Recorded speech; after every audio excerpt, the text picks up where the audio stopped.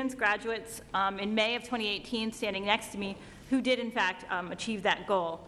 First, Samar Bandic, a native of Charleston, West Virginia, graduated from WVU with a degree in psychology and a minor in sport and exercise psychology. He then attended West Virginia University College of Law, where he received a Cali Award in Analytical Methods for Lawyers. He also completed 2 summer internships with West Virginia firms. Samar is currently doing criminal defense work for a multi-practice firm in Denver, Colorado. I also have Jordan West, a native of Wheeling, West Virginia, standing beside me. He has a degree in sports management. He also attended West Virginia University, where he hosted weekly law school trivia events, was a semifinalist in the annual Lugar Trial Competition, and worked at a Wheeling, West Virginia firm. I also learned this morning that within 3 minutes of the start of the bar exam, his computer crashed. He persisted and passed, and so I'm very pleased to hear that. And finally, he wanted me to put on the record that he is, in fact, a good golfer. Well, you should have said that first, because then I would have just granted your motion. Your Honors, I've examined the records of both of these gentlemen, and based on their strong performance and my knowledge of their individual achievements and character, it is my belief that they fully satisfy all the requirements for admission to practice law here in the state of West Virginia. I therefore respectfully request to move for their admission. Well, your motion is certainly granted, and we thank you for your hard work up at the College of Law in helping students prepare for the bar. Thank you, Your Honor. Congratulations to you both. Alicia Kozlowski presenting Justin Chandler. Good morning, Justices. I'm here this morning to move for the admission of my brother, Justin Chandler. He and I, as siblings, we have been playfully arguing with each other our entire lives, so it seems appropriate that now we'll be able to do so professionally as well. Justin is a graduate of West Virginia University with a business degree, and he also has a master's of business degree, a master's of business administration from the University of Charleston as well. And he just graduated from WVU College of Law this past December. Justin's had a long road to get here. He had to sacrifice time with his wife and his daughter during his time at the College of Law, and he did so. He balanced his time with his family as well as his time as a student there exceptionally well. He did well in school, and he always made the time for his family in addition to that. So we're all very proud of him. He is joined by his wife and his daughter as well as our mother today. So we're all exceptionally proud to have him here and to move for his admission before the bar today. Well, if your sister is willing to support you, then I will certainly grant the motion. For luck. Congratulate you. Thank you. Lisa Warner Hunter presenting William Joseph Farron.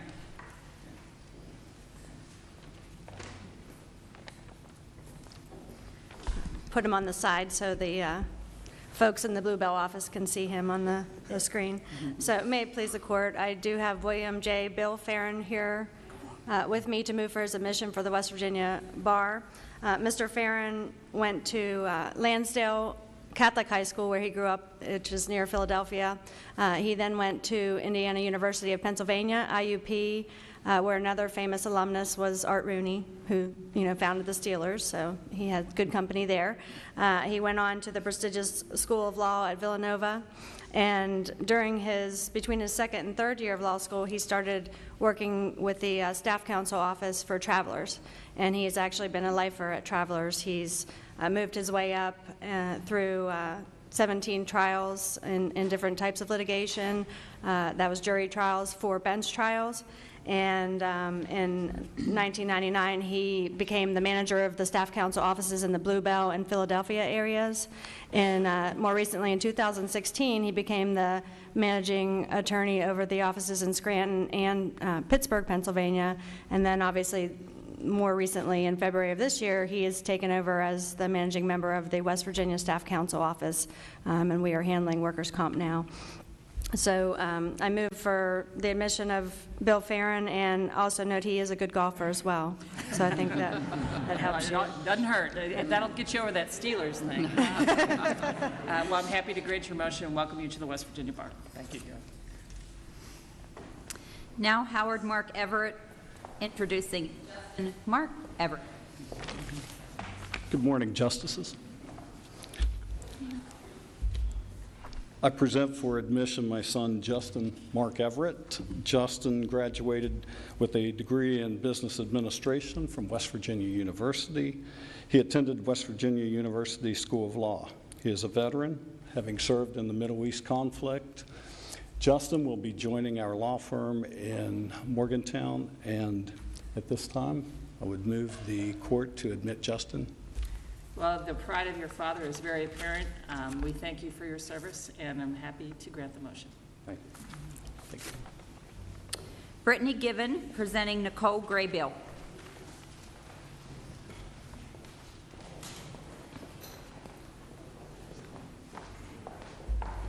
Good morning, Justices. May it please the Court, I am presenting Nicole Graybill. Nicole is a native of Shady Spring, West Virginia. She graduated from West Virginia University with a degree in psychology.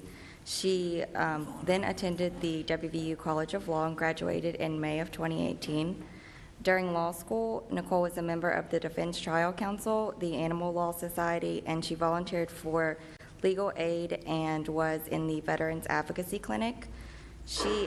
Nicole is truly dedicated to helping other people. After law school, she continued to serve veterans in West Virginia, and she will be representing juvenile offenders with the Public Defender's Office. She will be truly an asset to the legal profession, and I am moving for her admission today. I'm happy to grant your motion. Congratulations. Thank you. Matthew Clark, presenting Brittlin Green.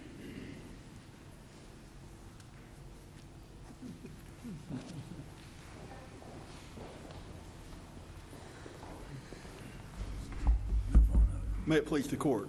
I am happy to move the admission today of Brittlin Green. Brittlin is a lifelong native of Point Pleasant, West Virginia, where my law firm is located. She graduated from the Eberly College of Arts and Sciences at West Virginia University with a degree in psychology in 2014 and obtained her law degree from the West Virginia University College of Law in 2018. While at the law school, she was a member of the Innocence Project in the clinical law program and actually helped obtain the overturning of a conviction of a wrongly convicted man. Brittlin has worked at our law firm since she was about 16 years old, on and off. Her first experience with the law firm was her mom, who's here today, Karen, who was a high school classmate of mine and works for us. And Brittlin came to a Christmas party and had the honor of my wife spilling a glass of wine on her head. So she has moved from that now to become the first, second generation of Kaiser Lane Clark. We've had various of the children of the partners and staff who've worked for us. She's the second lawyer, but the first one to come work for us. So it's my honor to move her admission today. Well, it sounds like it was a rocky start, but the ship was righted. Congratulations. I'm happy to grant the motion. Thank you. J. Thomas Green, Jr., presenting Caitlin Green.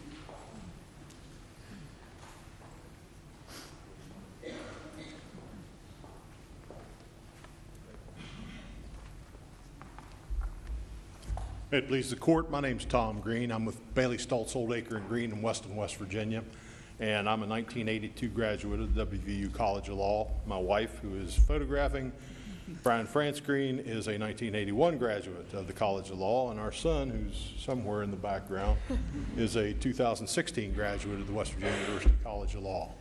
It's my pleasure this morning to move the admission of our daughter, Caitlin Allison Green, for practice before this court and the courts of the state of West Virginia. Kate is a 2010 graduate of Buchanan Upshur High School. She is a 2015 graduate of the University of Central Florida in Orlando. She was a hospitality management and restaurant and food service management major there, and then decided to throw us a curveball. She decided she wanted to go to law school. So she wound up getting her JD from Duke University, and now in 2018, and this coming Saturday, she will receive an LLM in agricultural and food law from the University of Arkansas. It's a great pleasure and a distinct honor for me to move her admission to practice before this honorable court and the courts of the state. Well, your motion will be granted. Congratulations to your whole family. Thank you very much, Judge. Paul Cranston, presenting Alexander Hale.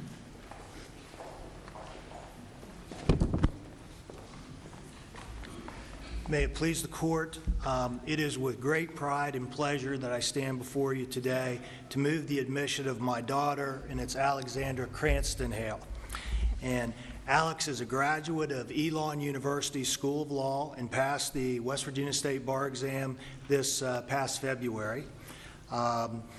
She grew up in Morgantown and graduated from University High School in 2009. And like one of the other applicants here today, she was an athlete. She enjoyed playing soccer and was recruited by a number of colleges to play soccer.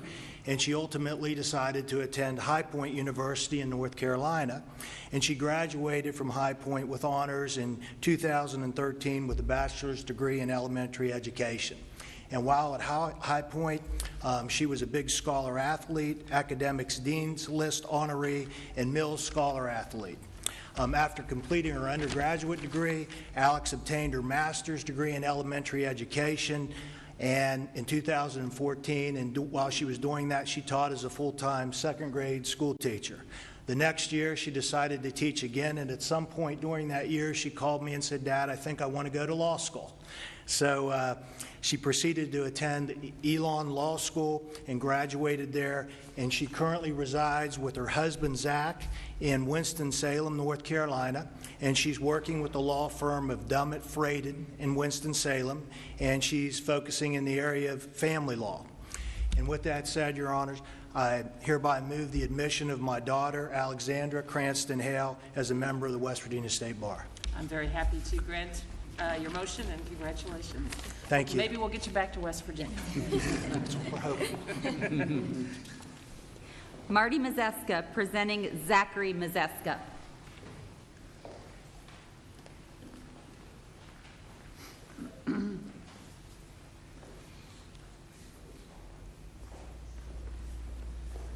Good morning, Justices. My name is Marty Mazeska. I'm an administrative law judge with the West Virginia Workers' Compensation Office of Judges. I'm proud to introduce my son, Zachary Theodore Mazeska. He's a graduate of West Virginia University with an undergraduate degree in finance. He attended the McKinney School of Law at Indiana University, Purdue University, Indianapolis, where he received his Juris Doctor. He is currently licensed in Pennsylvania, and he is currently clerking for the Honorable Ronald E. Wilson in the First Circuit, and he meets the requirements for the bar, and I proudly move for his admission. Well, your motion is certainly granted. Congratulations. Thank you. Thank you. Landon Moyer presenting Jayon Moyer. You all can't see it in the audience, but when the parents get up and move the admission of their children, it's really a special moment. Madam Chief Justice, Your Honors, may it please the court. My name is Landon Moyer, and I'm here today to move the admission of my best friend, my wife.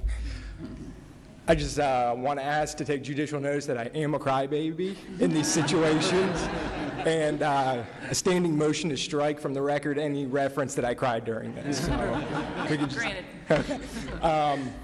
As I said, Jahan's my wife. She resided in Connecticut. We met in law school at Florida Coastal School of Law in Jacksonville. I chased her around for the better part of 3 years. Convinced her to move back to the state of West Virginia. She put her career on hold for a couple of years so I could get mine up and running, and you know, I'm forever grateful for that. She's been great. Finally convinced her to be a Mountaineer fan. Took her to her first West Virginia game as soon as she moved West Virginia in 2014. So we got married last year, so lived together for over 5 years now, and I can tell you that she's more than qualified to be admitted to this bar. And I will tell you that my record in this court, as well as arguments with her, are the same over the century. So hopefully I can get one motion granted here today and change that. So respectfully move her admission. Thank you. Well, your motion is granted. Your persuasive skills are apparent.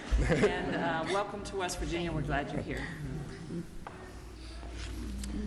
Caleb Reynolds presenting Laura Ashley Richmond. Good morning, Your Honors. May it please the Court. My name is Kayla Reynolds, and I'm an associate attorney here in Charleston, West Virginia, working for Schuman, McCuskey, and Slicer. This morning it is my honor and privilege to move for the admission of my classmate, now colleague, and very best friend, Laura Ashley Richmond. I can personally attest to Laura's good character as she served as a maid of honor in my wedding just a few short months after we graduated from law school, so I'm certain I was a lot of fun to deal with at that time. Laura is a native of West Virginia. She attended Woodrow Wilson High School in Beckley. After graduating, she attended Marshall University, where she obtained her bachelor's degree in accounting. Thereafter, she attended West Virginia University's College of Law, where she was a member of the Moot Court Board. She served on the Health Law Moot Court Board, and she was a senior editing member of the Family Law Quarterly. Additionally, she received a Cali Award, which is the highest grade in her tax class, and I had the honor of winning our first trial, mock trial, in front of Justice Larry Starcher with Laura. So she is a wonderful person. She is now practicing in Beckley with Dave Abrams, and I can personally say that with the support of her family, who are here with her again today, she is a wonderful member of the South Carolina bar already, and she will be a wonderful addition to our West Virginia bar. So at this time, I would move for her admission. Your motion will be granted. Congratulations and welcome. Go Eagles. Thank you, Your Honor. Snyder. Good morning, Your Honors. May it please the Court. I'm awfully glad to be here this morning to move the admission of Lauren Snyder, who is my colleague at Jackson Kelly. Lauren is the first lawyer in her family. She grew up in Boone County. She lived at Turtle Creek. She went to Scott High School. She got her undergrad degree from West Virginia University in multidisciplinary studies. She is an artist. She is a ballet dancer. She is a sculptor. She's here today with her mother, Gail, her aunt, Dolores Bartholomew, and her brother, William. Her dad, Mark, was a family physician in Boone County. He was the first doctor in his family. He worked in the coal mines during college to put himself through college, and went to the West Virginia University School of Osteopathic Medicine. And her dad's here with us in spirit. And I mention her dad because at the conclusion of her college career, he talked her out of trying to make a living as an artist, sculptor, and dancer. And Lauren went on to West Virginia University College of Law. She was on the law review. She Callied in appellate law and bioethics law. She was a dean's fellow and tutored other students in criminal law. Lauren is practicing in our litigation department. I mentioned that during her summers in college, she worked for AmeriCorps in a program down in Boone County where they provided summer education and nutrition to disadvantaged children. So this is not only a lawyer who has met all of the requirements of Rule 2.0 and 4.2, but is a terrific person. And I have to mention, in response to the guy who gutted it through the bar exam after his computer crash, she fought a forest fire the day before the bar exam and was on steroids for smoke inhalation and nonetheless passed. So I am tickled pink to move her admission and ask that you admit her to the In the bar can of you West top Virginia. this department? Well, you know, somebody. Okay, we've got a crash computer and a forest fire. Let's see what else y'all bring on. I'm happy to grant the motion. Congratulations. Thank you. Stone Street, presenting Lee Rice, Stone Street.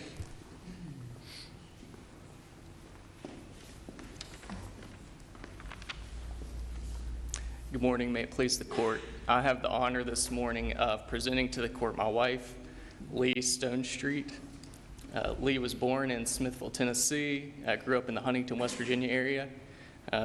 After high school, she went to Baylor University in Waco, Texas for college, where she was a Provost Gold Academic Scholarship recipient and a Dean's List recipient.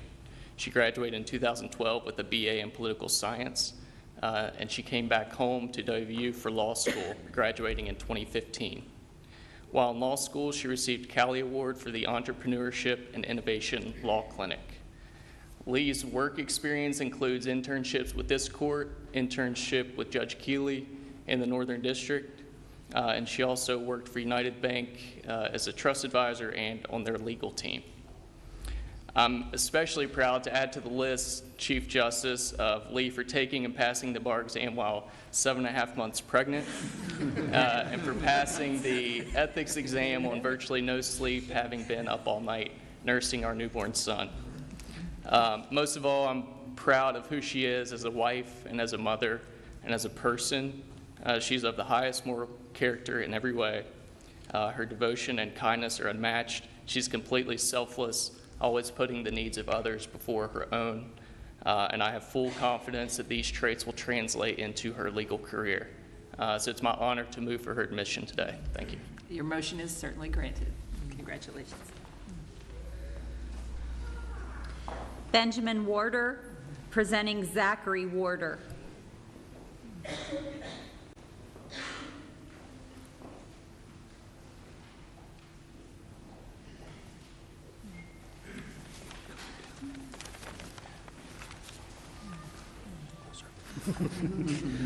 Good morning, Justices, and may it please the Court. My name is Ben Warder, and I'm an attorney with Pullen Fowler Flanagan, Brown and Poe's office in Martinsburg, so I made quite a haul to get here this morning. I am proud and privileged to be before this honorable court to move for the admission of Zachary Warder, my cousin, my friend, and now my colleague in the practice of law. Zach was born in Huntington, our hometown, but he did most of his growing up in Alexandria, Virginia. Zach graduated from Boston University with a degree in communications and graduated from the West Virginia University College of Law in 2018. While in law school, Zach was a member of the Law Review and graduated in the top 20% of his class.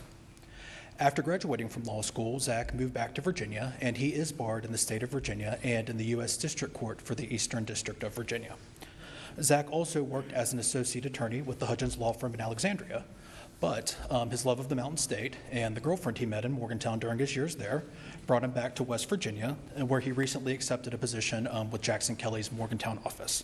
And as someone who has known Zach his entire life, I'm confident that he will serve the legal profession well in West Virginia, and I proudly move for his admission. Your motion is granted, and welcome back to West Virginia. Thank you. Kristen Ross, presenting Catherine Wilson.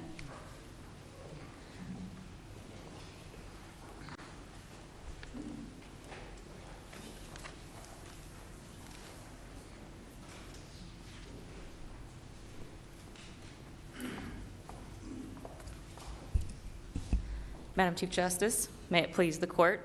My name is Kristen Ross, and you may have seen my face recently because this is my third day on the job working for this court. It is my honor to present and move for the admission of a very dear friend, Catherine Olivia Wilson, or Katie for short. Katie and I were roommates and classmates at WU Law 5 years ago. Doesn't seem that long ago, but here we are, and we're still young attorneys. However, Katie was more than just a roommate and my best study buddy. She was more like that beautiful, talented, popular, and incredibly driven older sister that can drive you crazy with jealousy sometimes. Indeed, Katie was our class president, speaks fluent French, and regularly travels to exotic places. Katie just told me a few minutes ago she's been to over 20 different countries. At law school, she pushed not only herself but others to excel. Ultimately, she graduated with the highest honors, including Best Oralist at the Jessup International Moot Court, Order of the Barristers, and Order of the Coif, just to name a few. After graduation, Katie's plans were first set for practice in Pittsburgh, and she passed the Pennsylvania bar. However, her native West Virginia needed her, and Katie came back, where she has been the Director of Global Regulatory Affairs and Policy for Mylan Pharmaceuticals for the past 3 years. Katie is a native of Huntington, and she's decided to have a new chapter in her life. And in fact, she marries her Huntington sweetheart, Peter, a med school student at Canada, in Marshall. And in this summer, she will marry him in Montreal, and June 28th, I believe.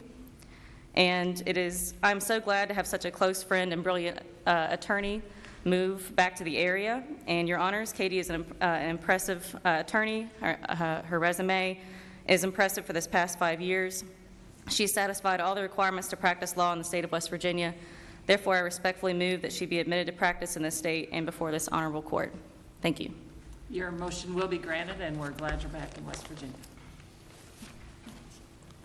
Now Carol P. Smith, Bar Admissions Administrator, will move for the admission of several individuals. As she calls each of your names, you can come forward.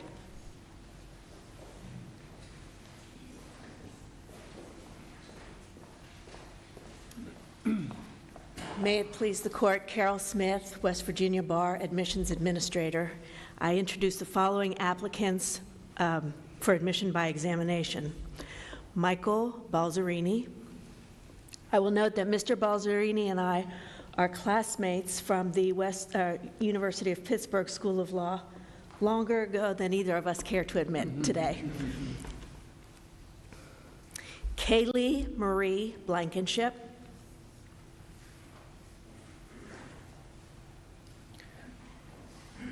Rachel Coles.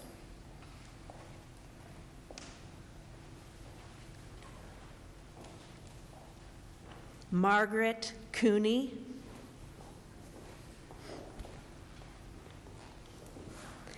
Samuel Graham Dunlop.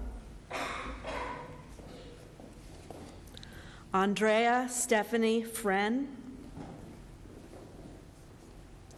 Jacob Noah Holden. Ember Christina Holmes. Stacy Joe Townsend. Casey Christopher Tuttle. I should note there is a modification to the docket this morning. Nicolette Blackwell fractured her ankle and is unable to be with us today. She's listed as an applicant, so if you're wondering where she is, that's why she's not here. That's a topper. Yeah. The next applicant is moving for admission by a transferred uniform bar examination score, Kyle Andrew England. The following applicants will be being admitted by reciprocity. Charlotte Annette Dauphin, having been admitted in Virginia. Jenna Lynn DeChico, having been admitted in Pennsylvania. Chad Doman, having been admitted in Pennsylvania. Matthew James Hundley, having been admitted in Virginia. Robert Hunter Owen, having been admitted in Pennsylvania. Matthew Michael Steranko, having been admitted in Pennsylvania. Jonathan Stone, having been admitted in Pennsylvania. I'm sorry, I apologize, having been admitted in Virginia. And Kyle Virgin, having been admitted in Kentucky.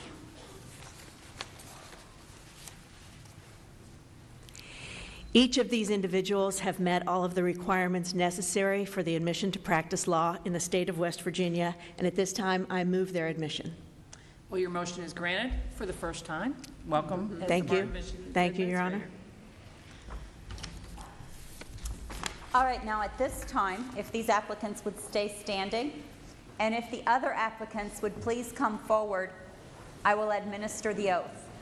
For the photographers in the room, you're welcome to come up here along the front so that you can get a good photo of the applicant taking the oath.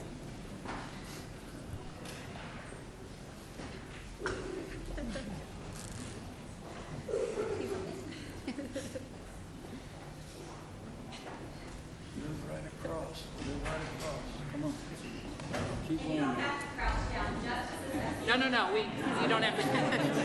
We got it. We got it. That's right. No, you're fine. You're fine. Stand up straight. It's good.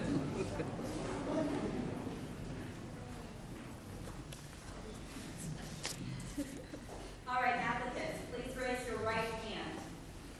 Do you solemnly swear or affirm that you will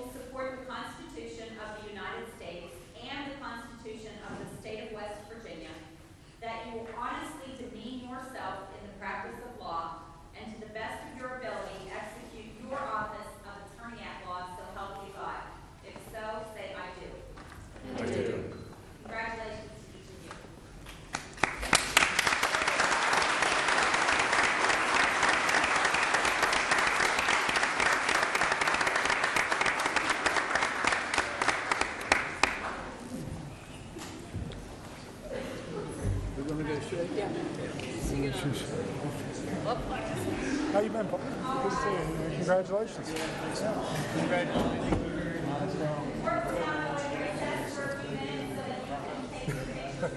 Sure. Hey, good to see you. I heard from Jill this morning. She was fun. She was there. Yeah, good luck with the ceremony. I did it for you.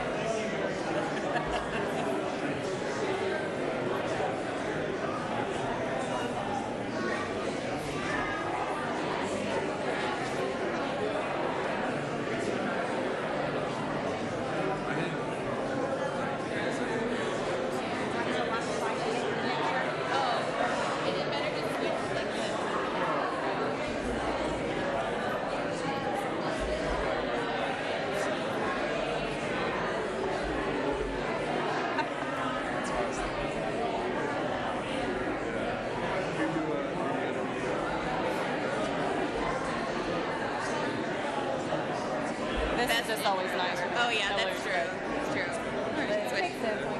You want to switch and do it on this side? Like that's what. Yeah.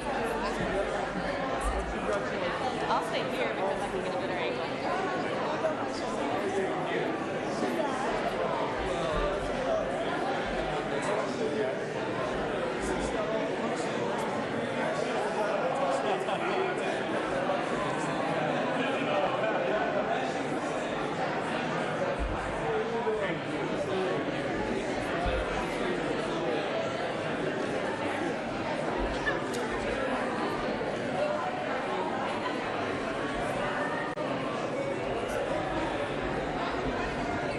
Got it? Hey, just get over.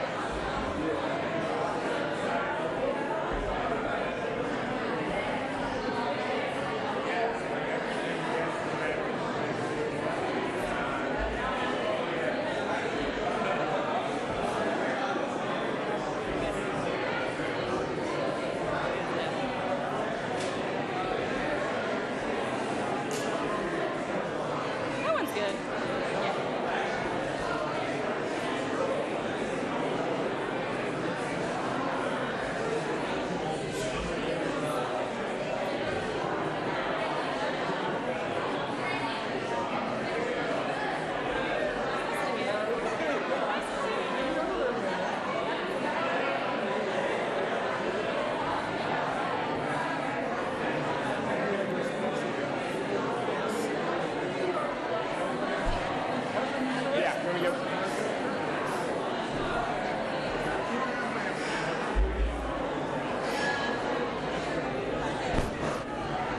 Okay, good.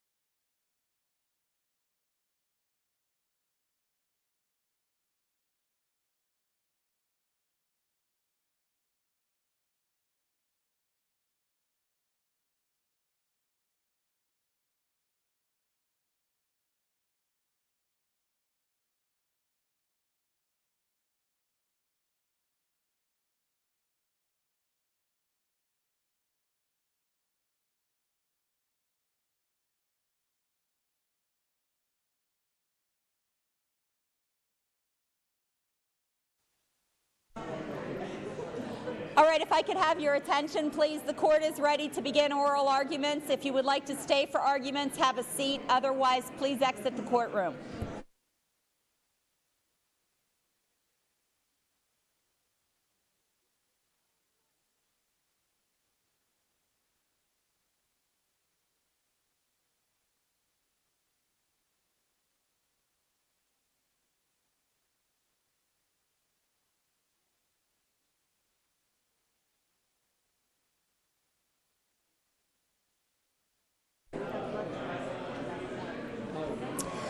Again, if you would like to stay for oral arguments, please have a seat.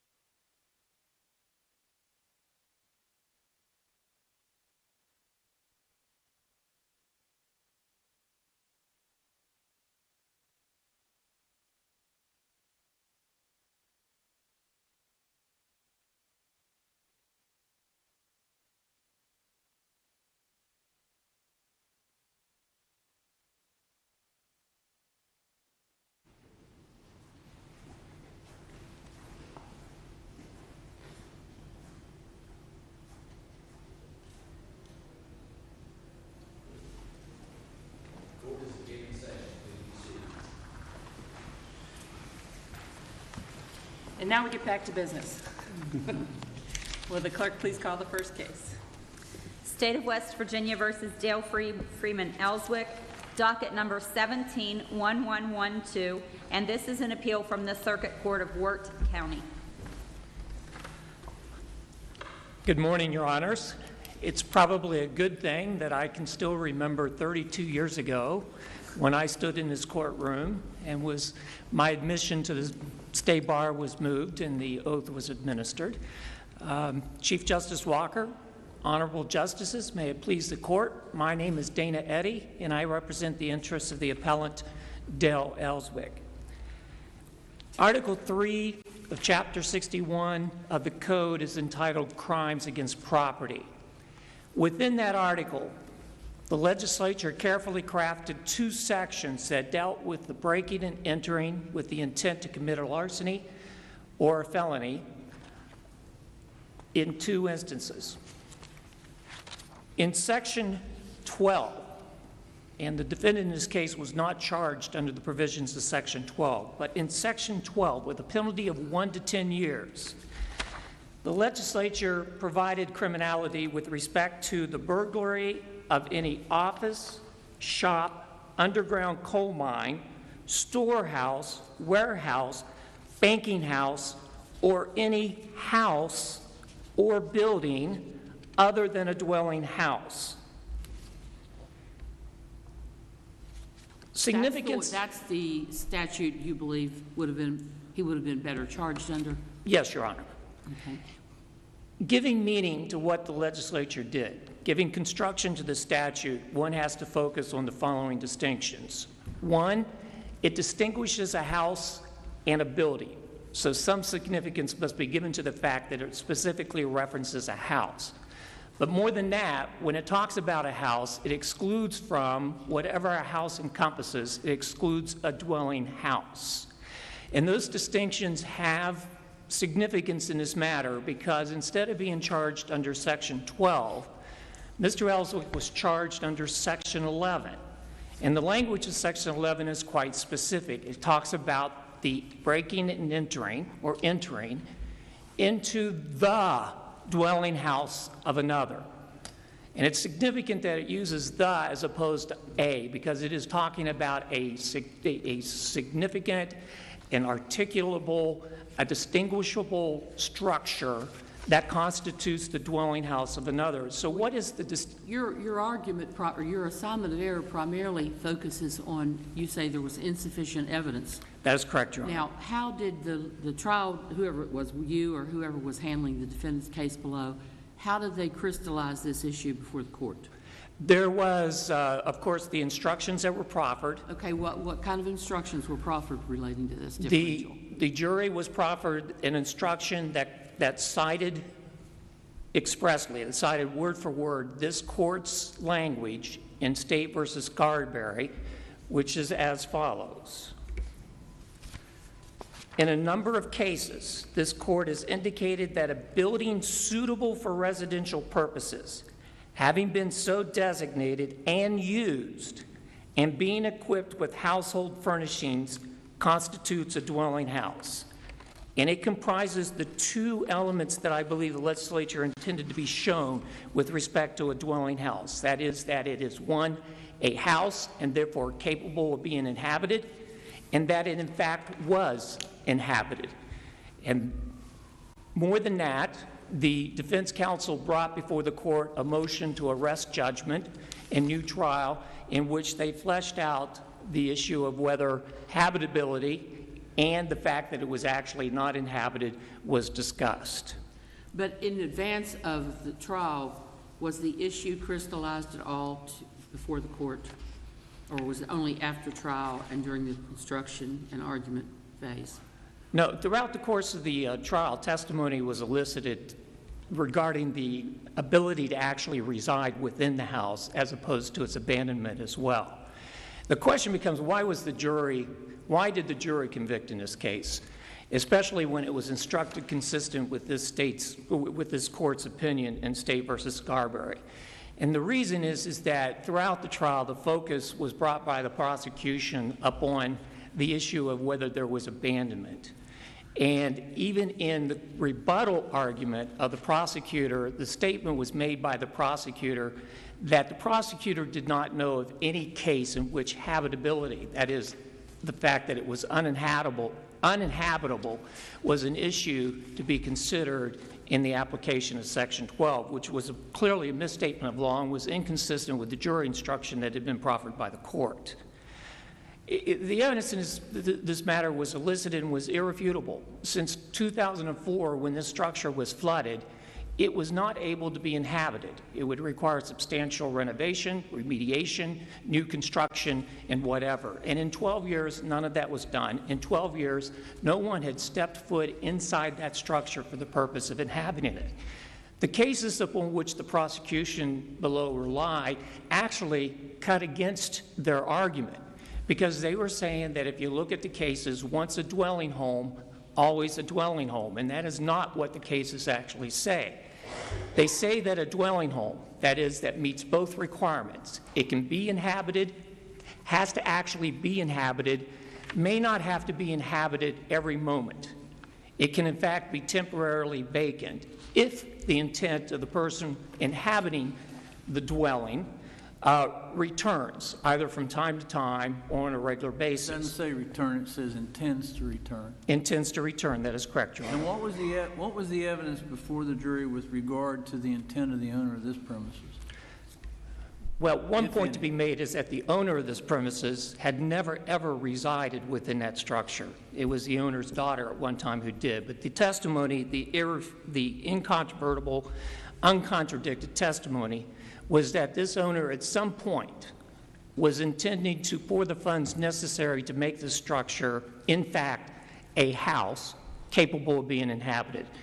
And even at that point, the owner was not intending to move into the residence. It would be done for the purpose of allowing her daughter to reside within the structure. But the intent of the owner of the house was to have somebody return to the house. And that is the distinction with the cases. In this case, the intent had not been to return to the house, because before anybody could return, the owner was going to have to expend substantial funds to make it a structure to which one could return. The evidence is irrefutable that in this case, no one could return to this house to dwell because it was incapable of being dwelled within. You make a fairly good case here about this house, including the pictures in the record. Yes, Your Honor. But don't you want to open up a whole field of where, first of all, any person ought to be able to be clearly apprised of what constitutes what crime? And does this open a whole door of, let's say the house is not being habited at that time and maybe it doesn't look this bad, but then it opens up a whole thing of defendants being able to come in and say, well, I want to find out what the intent of the owner was, whether they're coming back or not. If it looks like a house on the outside, then it seems as though to say that bringing in ancillary evidence later of the intent of the owner opens up kind of a can of worms. Your Honor, this is a criminal statute. Yes. And it needs to be strictly applied. And the legislature saw fit to make sure that under Section 11 rather, that it be a dwelling home. And in those instances where it's actually not occupied at the time, that is the only instance in which it becomes necessary then to explore the intent of the owner. I mean, for the common person, what they envision... You mean not occupied at the time, you mean more than just away for a weekend. You mean... That is correct, Your Honor. Yes, yes. And this idea that it has to be able to be inhabited and that it actually has to be inhabited is further solidified by the reference in Section 11 to what else constitutes a dwelling home. It makes reference to a mobile home, house trailer, modular home, a factory-built home, and a self-propelled motor home. All those carrying the following distinction, the following characteristics. Clearly, that statute would have been a better statute to charge this defendant under. Your Honor, I would submit it was the only statute under which they could charge the defendant That's why under. I kept asking, was there anything done, and you may not know because you probably weren't trial counsel, any discussions with the prosecutor or anything ahead of time that could have crystallized this issue better than to go through the whole trial and then have it up here? Well, again, it wasn't, first of all, the jury instructions were proffered, and the jury instructions correctly stated the law, especially State versus Scarberry, and there was a post-trial motion in which this was discussed. I'll leave it to the court in its view of the record to determine whether or not it could have been more appropriately presented, but my opinion is that it was presented. Counsel, I'm interested in the issue of when there's no dispute that this was a dwelling as defined at one point. And as a result of the flood and the damage and the length of time thereafter and the intent of the owner, not the occupant, the mother, anticipating the daughter would return and occupy, at what point in time, under your theory, does it lose its dwelling status? Does it lose its dwelling status the morning after the flood, when the mud is in the property and the utilities have been cut off and the occupant has moved out? Is it the consequence of the number of years that you emphasize that it remained uninhabited? Where do we draw the line that loses, under your theory, its dwelling status? It's a very good question, Your Honor. My opinion would be that the day after it was ravaged by the flood and was no longer inhabitable, that it was no longer a dwelling home. What we then get to is what is the intent of the owner? If the owner then started remediation, took insurance proceeds and tried to restore the house to its habitability and erected some other structure on the premises on which to live. Isn't that a question for the jury? Obviously, the jury had evidence presented, yes, about the length of time, but the mother's intent, the issue of selling another piece of property to raise the proceeds to repair it, what the owner's intent was. It just seems to me all of that was presented to the jury, and the jury came to its conclusion, as you say, correctly presented through instructions of the law. It sounds to me like they chose, based on the totality of the circumstances and the evidence, that this was a dwelling. We are here on an insufficiency of evidence standard, which means that it's a difficult barrier to peers. But in this particular case, considering the time at which the entering occurred, I don't think any reasonable juror could say that in those circumstances, 12 years since the flood, 12 years with no attempt to remediate or to renovate or otherwise reconstruct the house, that that was a dwelling home. Well, the more stringent offense, obviously, burglary carries danger to human life if people are dwelling in there. But if someone decides to enter and burglarize, or however you want to describe his actions, that person doesn't know, in many cases, if that's an abandoned house, there could be people in there. And isn't the nature of that crime more stringent because of the danger of human life in a dwelling house? It is. It evokes the concept of home invasion. The fact is, if it's a dwelling house and somebody invades the home, even though we're talking about property, there is a sanctity that goes with that, because there is the possibility that the person's living within might be confronted by the person entering the home or otherwise. But the application of the statute in no way involves what the knowledge was or the intent was of the person committing the crime. For example, if a person looks at a building and believes it to a bank, walks in and finds out that instead it's a storehouse, can they be charged with bank robbery? No, they cannot. This statute requires the determination of what the structure was and what its status was at the time that the person entered into the building. And again, based upon the uncontrovertible facts of this case, this was not a dwelling home. It could be, and maybe the intent was to return it to that at some point, but at the point in time that Mr. Ellswick entered that structure, it was not a dwelling home. And again, he could have been charged under Section 11, which carried a penalty of 1 to 10 years as opposed to 1 to 15. Blair says it's the intent of the owner. Is that right? I mean, maybe. When you get to that, yes, Your Honor, when you get to the crux of that question, because you first have to have a dwelling home, then the question is, because there is no person inhabiting it, does it still retain its character as a dwelling home? What if I have a building that looks like a barn on the outside on my property, and I have done enough inside that barn that I have turned it into a home that I could live in. It has a bedroom, it has a kitchen, but it looks like a barn on the outside. So are we saying what does it look like determines whether or not it's a dwelling house? No. The question is, what are the actual facts? And in your scenario, it is a house, a building, because it can be inhabited, and I assume that there's actual habitation, and because of that, it would be a dwelling home. Then what about this structure, that other than the fact that it was damaged in a flood and had been unlived in for 12 years, but the owner has testified, or at least there's evidence that the owner intends to repair it and return it to a habitable status? How does that make it not a dwelling? If you read Blair, or Bear, I'm sorry, it's not Blair, it's Bear. Because in both those situations, Bear, Scarberry, and everything else, the status of the structure that was at issue was that it could be inhabited. That made it a dwelling home. The question is, what about the other prong, that is actual inhabitation? And that's the only time where the intent of the owner comes into play.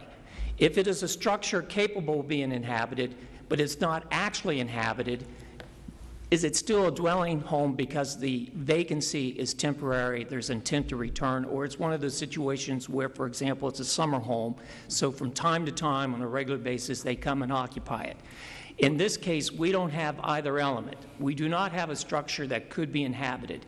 In fact, it would be harmful to human life to have resided within that home, considering the mildew and the mold that was described by every witness that had knowledge of the interior of this house. You make a good case about this house, but aren't we moving into murky territory on what is and isn't habitable? We see a lot of cases up here.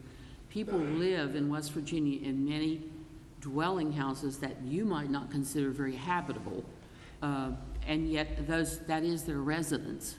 We see that a lot in abuse and neglect cases. Absolutely, Your Honor. Cases that involve poor people. I come from Tyler County, quite familiar with those instances, but the fact is, it is obviously capable of residency, although it may not be the most desirable level of residency, it's nonetheless capable of residency. Well, what if somebody went into a house and just a drunk person wanted to sleep it off, or a drug user, and they're in that house, may not be habitable by your standards, but if someone breaks in and they get hurt, does that bring it into the ambit of burglary if someone was habiting in there at the time? I don't believe it does, Your Honor, but there are sufficient other crimes to be charged in that instance that would make sure the person paid for their acts. Are you raising any issue with regard to the element of intent? In the Blair case, it talks about the householder, and we know in this case, obviously, the daughter lived in it, the daughter moved out, the mother owned it. Evidence suggests hoping that it's her intent that the daughter would move back in, but the daughter, who doesn't own it, who's the only previous occupant, no evidence that she actually intended to move back in at any point in time.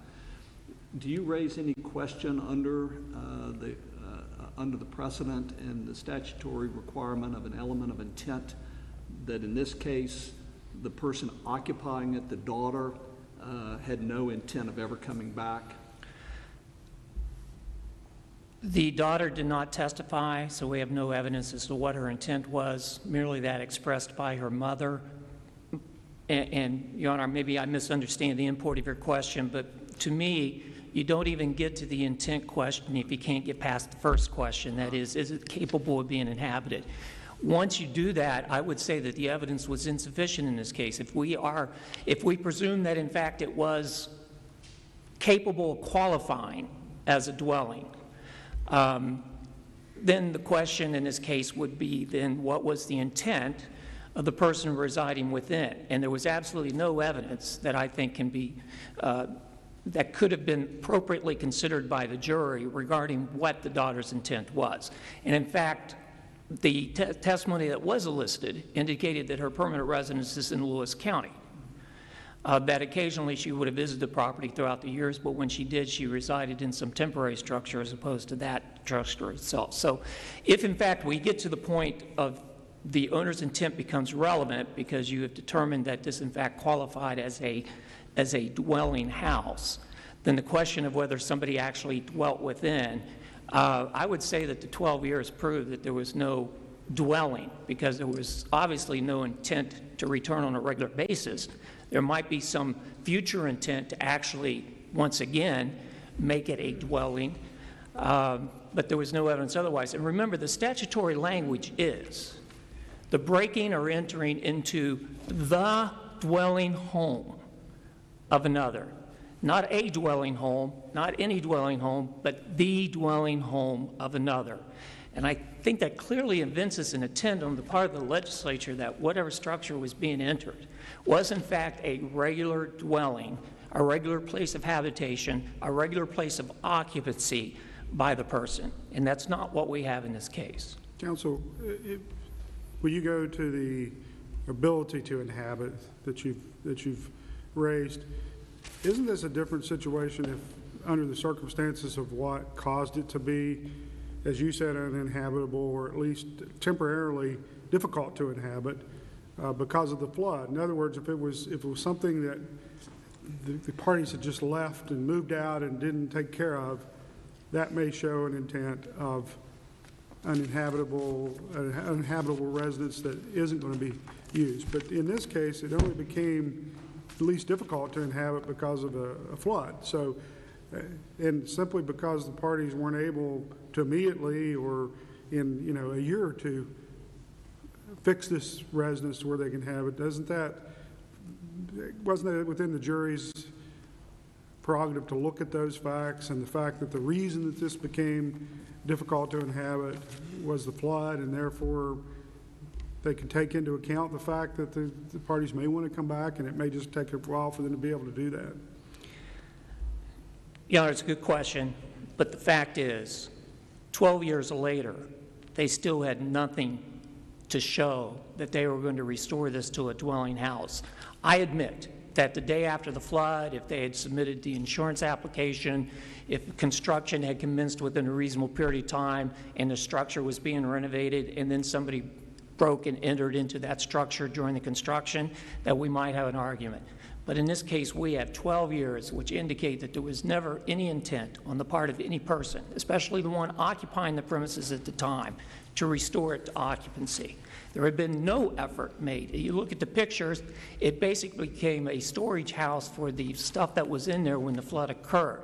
No attempt to clean it, no attempt to make it more presentable, nothing. For 12 years, it had not been touched. So maybe we get into a temporal discussion. What if a year after that, this had arisen and this was a discussion and the owner said, yes, this is my intent to restore it, and here's what I've done in the process of restoring it. Perhaps at that time it might have retained some distinction as a dwelling house. But in this case, everybody moved on and went to another dwelling house. That became their permanent residency. The owner in Pittsburgh, the daughter in Lewis County. All right, I think we understand your argument. Let's hear from the state. Thank you.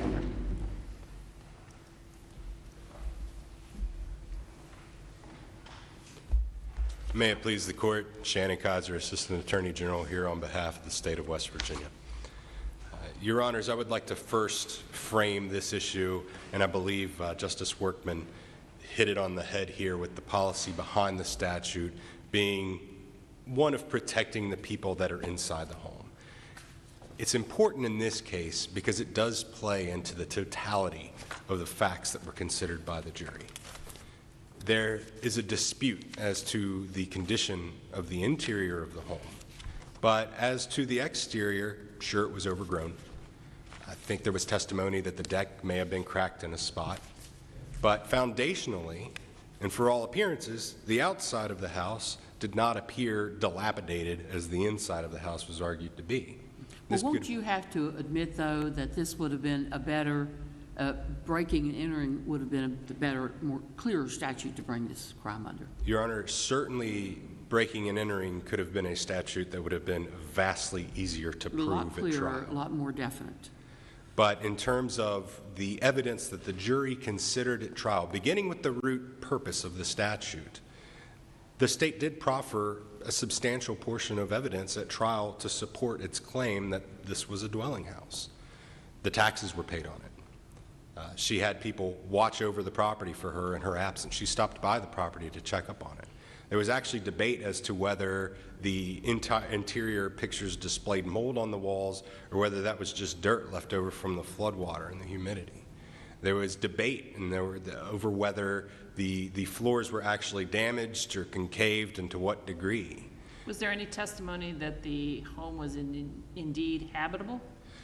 There was testimony that she would be able to inhabit the property in a reasonable amount of time after hooking up the utilities again. Oh my goodness, you saw pictures, didn't you? I did. And Your Honor, the state's position is that this is indeed a jury question. What the state, I believe, shares in its concern with this court is that the statutory scheme and the elements of intent under Baer and the elements of inhabitation under Scarberry don't need to be adjusted for the facts of this case. This case can clearly be determined over whether or not the jury had a sufficient total amount of circumstances and facts to determine whether or not the state met its burden under Section 11. Isn't the ultimate issue in this case the question of whether the jury had enough evidence upon which a reasonable jury could have come up with this verdict? I mean, isn't that our standard? We're not talking about was it a dwelling house or was it not a dwelling house. The jury was instructed on that. Is that correct? Yes, Your Honor. So the question is, did they have enough evidence upon which a reasonable jury could come up with this verdict? That's the standard he's got to overcome for us to overturn this case, isn't it? And yes, Your Honor. And the state's position is that there was numerous pieces of evidence to suggest that this property intended to be returned to, that the owner was in the process of trying to sell real property in Pennsylvania to pay for these renovations. The danger here is trying to look at this case, which the state concedes contains facts that outlie a vast majority of cases that would be tried under this statute. This is definitely a strange factual scenario. This is a law school hypothetical, if you will. But bad cases make bad law. But we share the same concerns with this court of trying to restructure the statutory scheme and the prior precedent that this court has put down on these types of cases based upon the facts of this case when it can be determined from a basis of whether or not the jury's decision was in fact reasonable. And when you consider the nature of the houses and the creeks and the hollers of West Virginia, you consider our hunting lodges that are occupied from time to time, maybe once a year, maybe once every 2 years, our fishing shanties, our ski chalets. People should be entitled to the safety that Section 11 provides to be secure in their house, even if they're on vacation for a week out of every 2 years. And disturbing the precedent of this court and the statutory scheme that's currently in place based upon the facts of an outlier case would be unduly dangerous moving forward when looking at what this statute is set out to prohibit. So turning back into the facts of this case and looking at it from a totality of the circumstances, we do have evidence that was proffered by the state. We have evidence that she paid taxes and that they were current on the property. We have evidence that she had somebody watching over the property in her absence. We had evidence that she and her daughter stopped by the property to check up on it.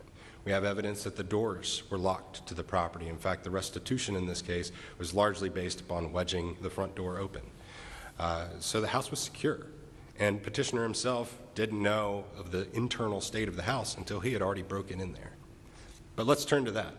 In breaking into the house, yes, there was some type of dirt or grime on the walls. The state doesn't concede that it was mold because that was debated at trial. The floors were in a bad shape. The utilities weren't hooked up. There was no evidence as to how quickly the house could become inhabitable again. And there was no evidence as to how quickly the owner intended to return, whether it be a week or a month or a year. But so far, with the precedent and the prior precedent of the state and the language of the statute, that isn't required. What's required is that there is this intent to return. And the state did proffer that information at trial. And it's within this court's discretion to determine if that was either reasonable or unreasonable. But I would caution this court to go any further than that and address the statute or its prior precedent when dealing with these matters of cases. Thank you. Anything briefly in rebuttal, sir? Briefly, only to discuss abandonment. Again, we get into Bear, we get into Scarberry only because those were potentially dwellable places.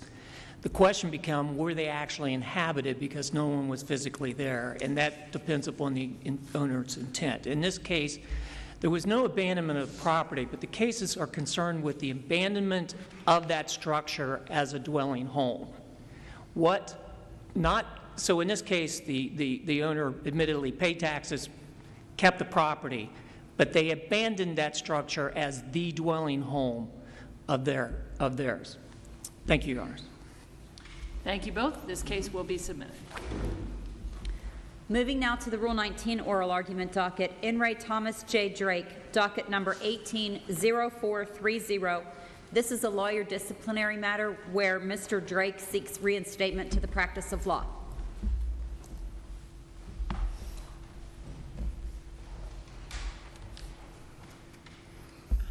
May it please the court.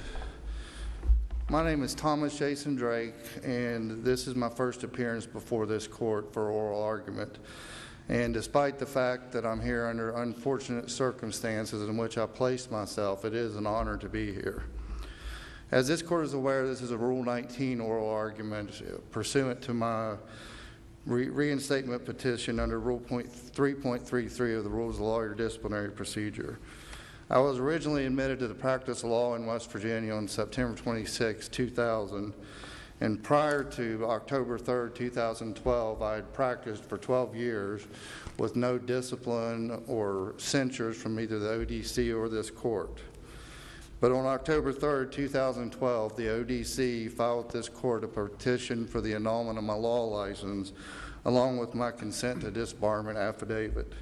This court granted that petition on October 18, 2012. I then fully complied with Rule 3.28 of the Rules of Lawyer Disciplinary Procedure as to the duties of a disbarred attorney. And I submit to the court that that is a consideration in my reinstatement as to whether I complied with those rules. On May 15, 2018, I filed a petition for reinstatement with the required reinstatement questionnaire, and the ODC commenced its investigation and submitted a report on August 3rd. This matter then proceeded to a hearing before the hearing panel subcommittee on September 27th of last year. And the hearing panel subcommittee heard testimony from several witnesses and considered 17 exhibits that were admitted into evidence. The hearing panel subcommittee filed its report with this court on February 5th of this year, indicating that it did not recommend reinstatement at this time. Your Honors, my disbarment resulted from an Alford plea to one count of embezzlement in the Circuit Court of Kanawha County in September of 2012. This applied to actions dating back to 2009 to 2011. The plea was a result of my handling of a class action settlement trust referred to as the Appalachian Timber Services Settlement Trust, or ATS Settlement Trust. I had been appointed by Judge Facemeyer as the sole trustee of that trust in January of 2009. The trust was established for the benefit of trust members within a 3-mile radius of Sutton, Braxton County, West Virginia, around the Appalachian Timber Services plant in Sutton. The issues were that there were creosote emissions from the plant and from trucks going through town, and creosote would tend to congregate in the attics of the houses. So one purpose of the trust was to pay for attic inspection and attic cleaning if necessary for the people in this 3-mile radius. Well, not to interrupt your disposition of the facts, but is the issue before us the fact that you have not paid any of the restitution that was ordered? That is one of the issues, Your Honor. Okay. And with respect to the restitution that was entered, Judge Stuckey sentenced me to 2 years supervised probation, and over $56,000 in restitution was ordered. The fact of the matter was there was never an accounting or a statement of how that amount was reached. But in a companion case, so to say, as to with the criminal case, Great American Insurance Company as subrogee, the bonding company, as subrogee for the Appalachian Timber Services Settlement Trust, sued me in a civil matter in Braxton County to recover in subrogation for what had been paid out. They also filed an adversary proceeding in my bankruptcy proceeding. And after litigation, a settlement conference was had in that matter in early 2017, at which time Great American Insurance and I reached an agreement for a sum of $27,500 for full and final settlement of the matter to be paid in monthly payments over a period of time. Those payments were to begin upon entry of a dismissal order, as every other settlement that's reached, and upon entry of a dismissal order in the Circuit Court of Braxton County. And with respect to those payments, Chris Arthur at Steptoe & Johnson had been handling the subrogation case for Great American, and he had left the firm at some point in 2017. And the dismissal order between Steptoe & Johnson and between the Circuit Court somehow got lost in the shuffle and was never entered. So in late November 2017, recognizing that this dismissal order had still not been entered, and I didn't even know at that time who to make payments to, where to send the payments, and how to get started in that process, I reached out to Steptoe & Johnson and found out who was actually handling the case at that time, since Mr. Arthur had left, and it was John Meadows. And he agreed with me, yeah, the dismissal order has not been entered. You have not been provided with information as to where to send payments or even who to pay the payments to. So we were entering into those discussions in November 2017 with an eye toward, hey, I want to get this restitution started and get taken care of what I need to. Unfortunately, just a few weeks later, in early December 2017, I suffered a sudden onset illness that's not really been explained to this day. My son, who I'm proud to have here with me today, found me in my bed completely non-responsive, and I was barely breathing, turning blue. Ambulance got me to the hospital, and I was in a coma for 5 days on a ventilator. I was in intensive care for over 3 weeks and spent a little over 2 months in the hospital, followed by extensive rehabilitation. I had to learn to feed myself again. I had to learn to walk again. So quite frankly, my communications with Mr. Meadows were not at the forefront while I was near death in the hospital, and I was quite frankly not supposed to survive that illness. Upon my release in 2018 from the hospital and my return to work in March of 2018, I was quite frankly focused on my recovery for quite a bit of time during 2018. But I did reach out to Mr. Meadows and try to reach a conclusion on this dismissal order that's still not been entered. And just as recently as April of this year was I provided with the information as to who I actually pay and who I send those payments to. So the restitution has been agreed to. We now have the mechanism to get that done, and I'm starting this month to make those payments. So you've paid nothing so far? I made payments under Judge Stuckey's, admittedly minimal payments because I did not have sufficient finances, but I made minimal payments under Judge Stuckey's original restitution order to the Circuit Clerk's office. And in addition to that, Your Honor, once that settlement was reached in the civil case, Judge Stuckey entered an agreed order that was endorsed by the state of West Virginia, completely rescinding his restitution order and relieving me totally therefrom. So I owe nothing under Judge Stuckey's original restitution order, and merely this agreement for settlement to be paid over time with the subrogee Great American. And I would also point out that the trust has been made whole, and there's no money owed to the trust. With respect to my reinstatement petition, I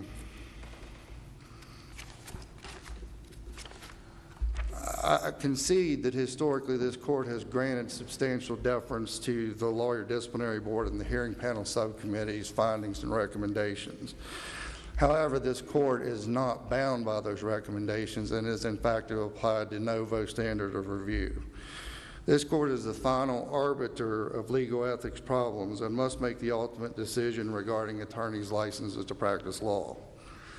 The primary authority in West Virginia as to the standard for reinstatement is N. Ray Brown in 1980, where this court held that to be reinstated, a disbarred attorney must show that he presently possesses the integrity, moral character, and legal competence to resume the practice of law, and must demonstrate a record of rehabilitation so that this court can conclude that reinstatement will not have a justifiable and substantial adverse effect on the public confidence in the administration of justice.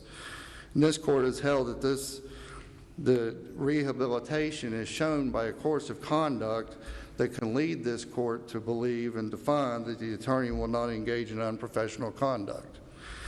Importantly, this court has found that where the disbarment is not a result of an identifiable vice or illness, such as the case here, sufficient evidence is presented by showing that the attorney has behaved honorably since his disbarment. I concede that the offense that led to my disbarment was very serious. The actions that I engaged in while my disbarment was 7 years ago, the actions were 8, 9, and 10 years ago. I concede that I have a heavy burden to overcome the findings of the ODC and the hearing panel subcommittee. But, Your Honors, I served my sentence with no probation, with no infractions. And all the evidence that was presented at hearing of this matter was that I behaved honorably and with remorse in the 8 and 9 years since my actions.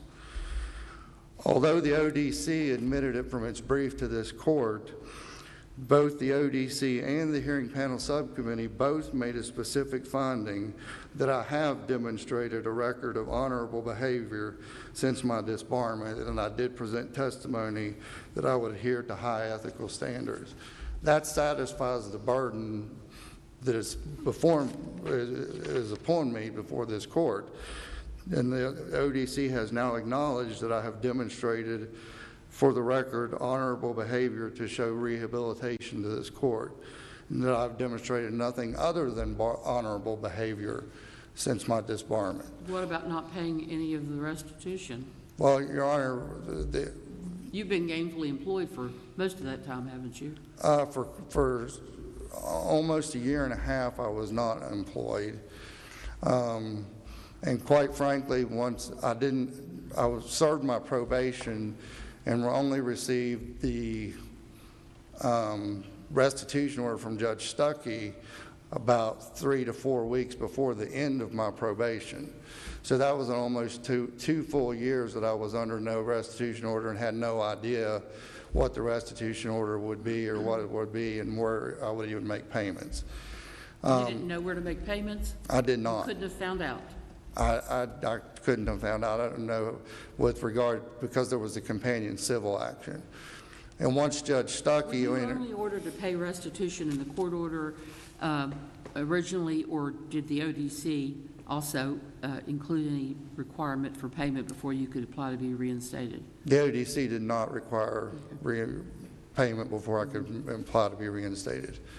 But I did make payments, and I admit that they were minimal under Judge Stuckey's original restitution order of $56,000. Obviously, I had a dramatic drop in income after my disbarment and a period of about a year and a half that I didn't make any money. But I did make an effort once I got back to work. And then after, in the early 2017, the civil case was going on and we were in the settlement negotiations. And Judge Stuckey subsequently rescinded his restitution order. So it's not that I made no effort at all, but honestly, I did not know who to pay for Great American Insurance Company under the subrogation action. Is there information in the record of your minimal payments according to Judge Stuckey's order? I don't believe there are, Your Honor. Okay. And quite frankly, I would probably submit to this court that, as far as I know, it was criminal law, that a lot of the payments would have went to court costs and community correction fees and jail bill fees before they would actually be applied to restitution. That would just be my assumption, because I did make the payments to the circuit clerk's office. Well, you fully, obviously, it sounds as though you comply with your probation, but we're not talking about probation compliance. We're talking about being reinstated as a member of the bar of the state.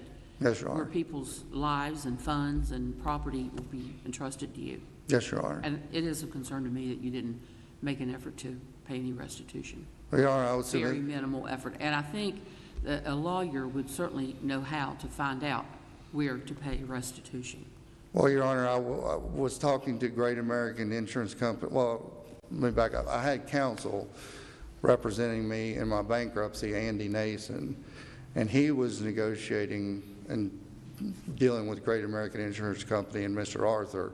So I didn't have a direct communication with Great American to make payments. I was dealing through Mr. Nason.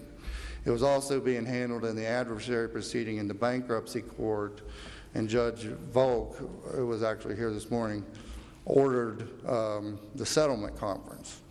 So I attended the settlement conference and we reached a settlement. And at that point, I was told, wait on a dismissal order. We'll tell you where to send the payments, the address. You can provide us with your address, and we'll send you a bill every month, is the way it's been worked out now, recently with Mr. Meadows. So I would disagree that I didn't make an effort. I will be honest with the court that, quite frankly, I made minimal efforts, and I would consider what efforts I could with the minimal income I had. I'm a single parent. I raised my son by myself, and quite frankly, there were times I couldn't buy him food. So taking care of my son and his needs came before the restitution, and I will readily admit that to this court. All right, I've given you a little extra time here because of obviously the seriousness of these proceedings, but I would ask you to conclude here so that we can hear from the other side. Well, Your Honors, all the evidence in this matter shows that in the time since my disbarment, I have behaved honorably. I've shown genuine remorse.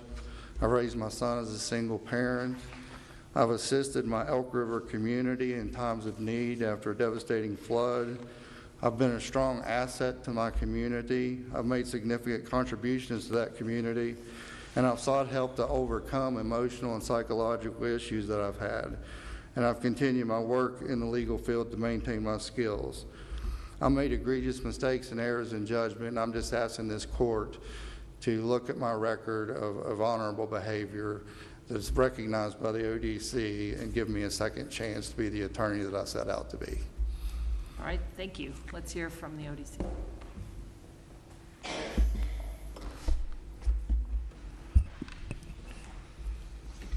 May it please the court, my name is Renee Freimeyer. I'm here on behalf of the Lawyer Disciplinary Board of West Virginia. I'm with the Office of Lawyer Disciplinary Counsel. As was evident in their report, the hearing panel subcommittee of the Lawyer Disciplinary Board had several concerns regarding the reinstatement of Mr. Drake, and ultimately made the recommendation that this court deny his reinstatement petition at this time. This honorable court has long held, as cited by Mr. Drake in Brown, the 1980 case, that in order to regain admission to the practice of law, the court must be able to conclude that such reinstatement will not have a justifiable and substantial adverse effect on the public confidence of the administration of justice in this state. In this regard, the seriousness of the conduct that led to the disbarment is an important consideration, and as a threshold matter, this court has held in Brown that in and of itself the cause of the original disbarment may preclude reinstatement, and this court has consistently held that in prior precedent. In this case, the hearing panel subcommittee also made that determination that the specific nature of the underlying conduct of Mr. Drake precluded his reinstatement to the practice of law. Mr. Drake is a convicted felon. He committed the crime of embezzlement. He converted a significant amount of funds while he was entrusted to be fiduciary of a trust, a very substantial trust. He converted a significant amount of funds from that trust by writing checks to his solo law practice. Now, to put this into perspective, there was a co-trustee the first 2 years that this trust was in existence. The trustees, when Mr. Drake was co-trustee with his law partner, annually they were permitted to pay themselves legal expenses from the trust if they followed Judge Facemeyer's direction of filing an itemization of the legitimate costs and fees, as well as the other expenses that are part of administering this trust, and then obtaining an order approving those expenses. In the first 2 years, that procedure was followed. Expenses in those 2 years totaled less than $10,000 per year. Mr. Drake, when he became sole trustee, he followed that. Well, excuse me for interrupting, but you're going into the details behind the charges as he did originally, but isn't it a fact that it was ascertained? He pled guilty, didn't he? He did. Well, it was an Alford plea. Okay. And he was ordered by a court to pay some $56,000. Later, a bankruptcy court adjusted that. Correct. So those are the salient facts where we are now, aren't they? Mm-hmm. Rather than what all occurred to cause him to get into that problem. Looking at it now is, I guess, what we're about here, whether he should be reinstated. Right, and that's correct. And but the hearing panel found that the disbarment, what led to that, those circumstances, which was really $100,000 in conversion during the point of Mr. Drake's sole trust, was too much to overcome. And then, so in this process, they found that the reinstatement based upon his felony conviction would harm the administration of justice. But yes, the hearing panel subcommittee did go on to address other concerns, including that Mr. Drake, even if he were able to overcome that adverse effect of the disbarment, he did not meet his heavy burden to conclude that he satisfied the requisite rehabilitation necessary to be licensed again. And that part of that was that Mr. Drake still had obligations stemming from his conduct that he committed, including the restitution. The original, in the criminal proceeding, it was $57,000 that he was ordered to repay the Great American Bonding Company, who was the subrogate of the trust. In the course of the bankruptcy proceeding, he agreed to pay instead a significantly less amount, $27,500. And although Mr. Drake said he couldn't really find out who to pay that amount, he immediately got the original restitution order rescinded because citing double recovery in that matter when his agreement was to pay a significantly less amount of money that Great American Bonding had to pay out. Counsel, again, being new to the court, and we certainly have taken several cases on oral argument relating to the hearing panel and the LDB. Help me, is the position of the subcommittee and the lawyer disciplinary board and the ultimate recommendation, is the crime that Mr. Drake and the actions that he admitted to and pled to, is that in and of itself of significant severity that he would never be entitled to be reinstated, or is it the conduct in the restitution effort or lack thereof that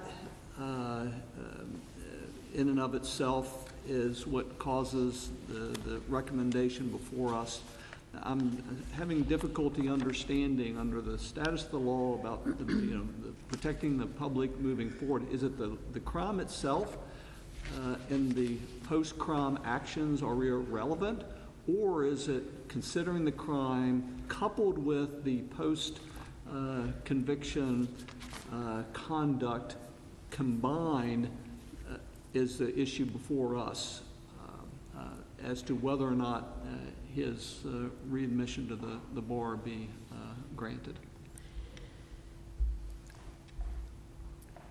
In recent cases, the hearing panel subcommittee has never made the argument that a felon, an attorney who was disbarred pursuant to a felony conviction is permanently disbarred, Okay, so not in every case. So the issue then is not, while we've certainly taken into consideration the severity of the underlying crime, the real issue is the conduct from the hearing panel's and the LDB's view of kind of the conduct and the character of this individual in his efforts or lack thereof to make restitution. Well, it still is a combination of the two, because the hearing panel is guided by precedent of this court where it has recommended reinstatement.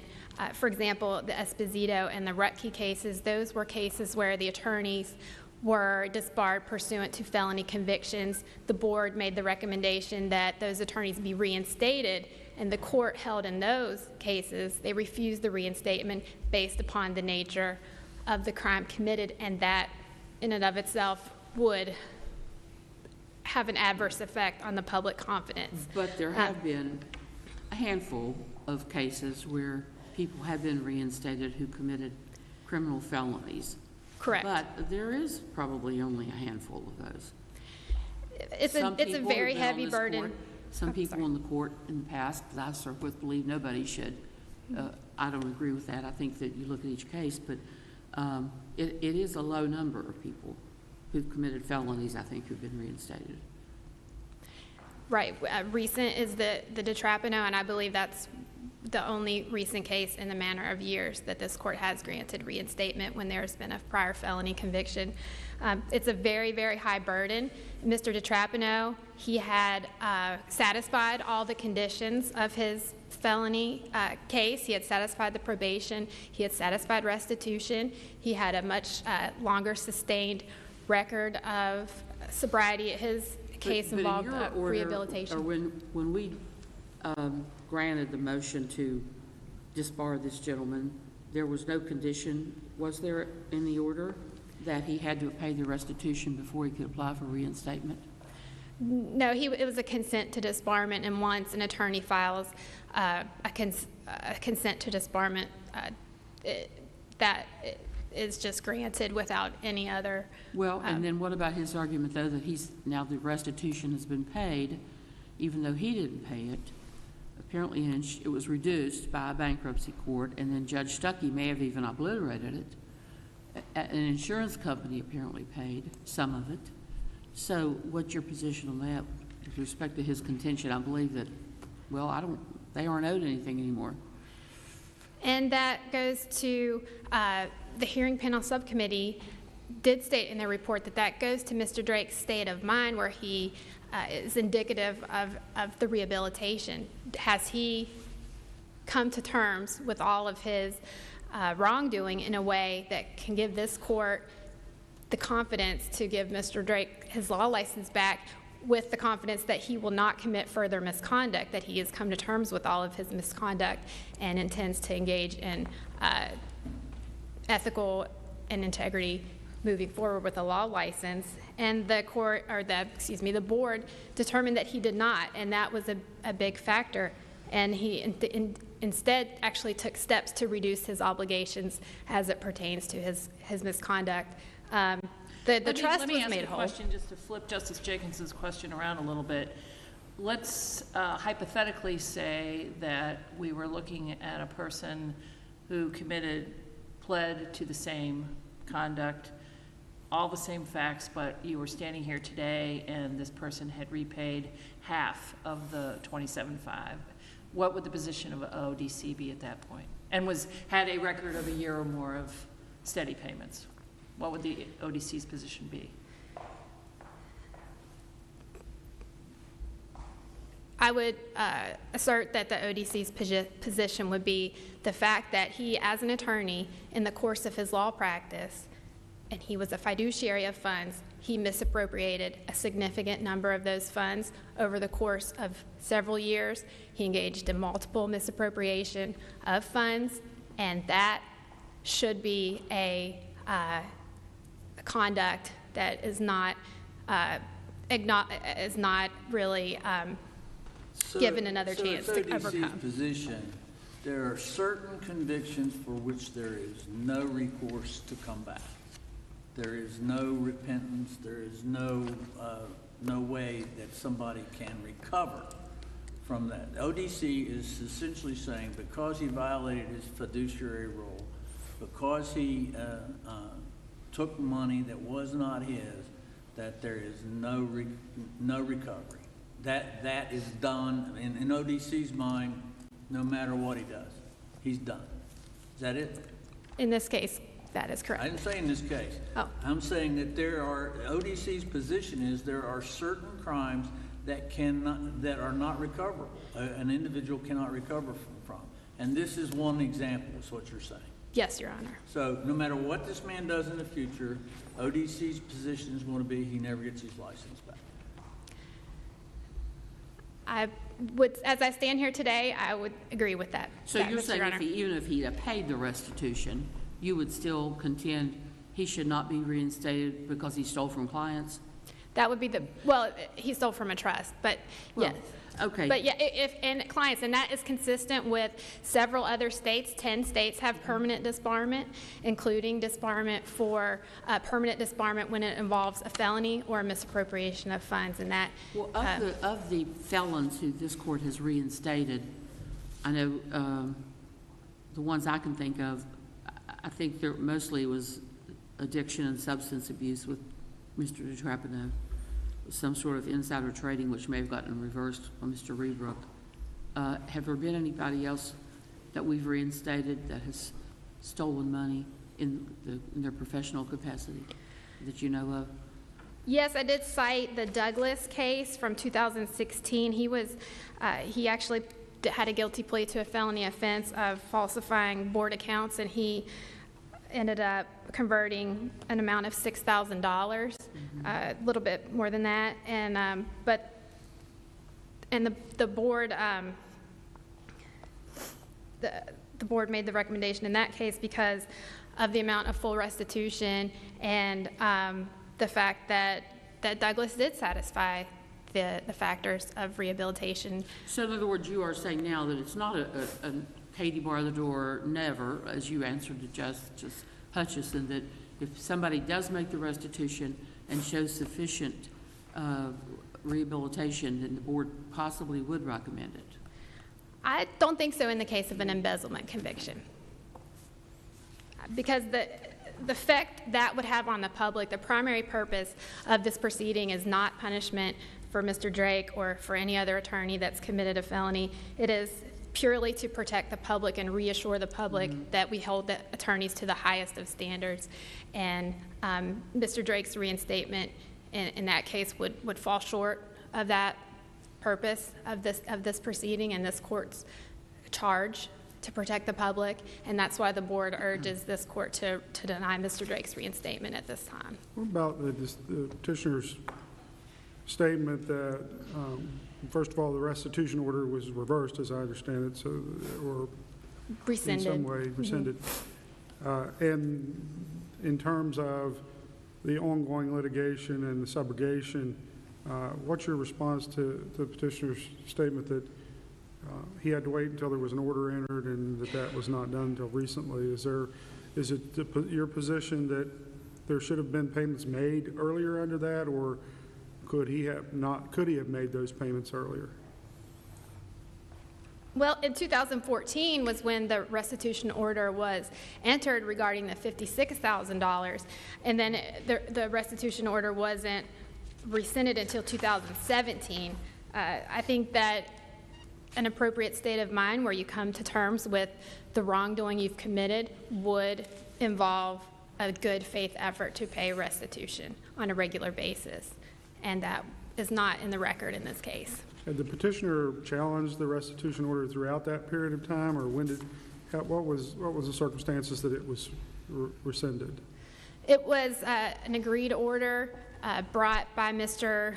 Drake's counsel following the settlement agreement. There was never a dispute to the amount owed. I think he referenced that there wasn't an accounting, but it appears that it did come from Mr. Drake's bank records that reflected that he paid himself approximately $70,000 of fees he wasn't entitled to receive, and then paid some of that back in the course of the police investigation, and that was the amount that was needed to make the account whole by the bonding company.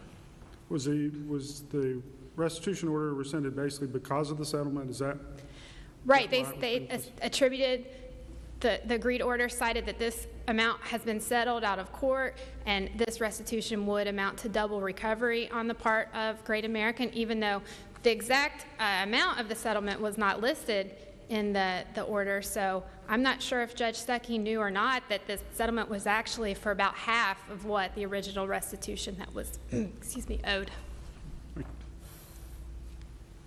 Anything further? Okay. Thank you. Certainly.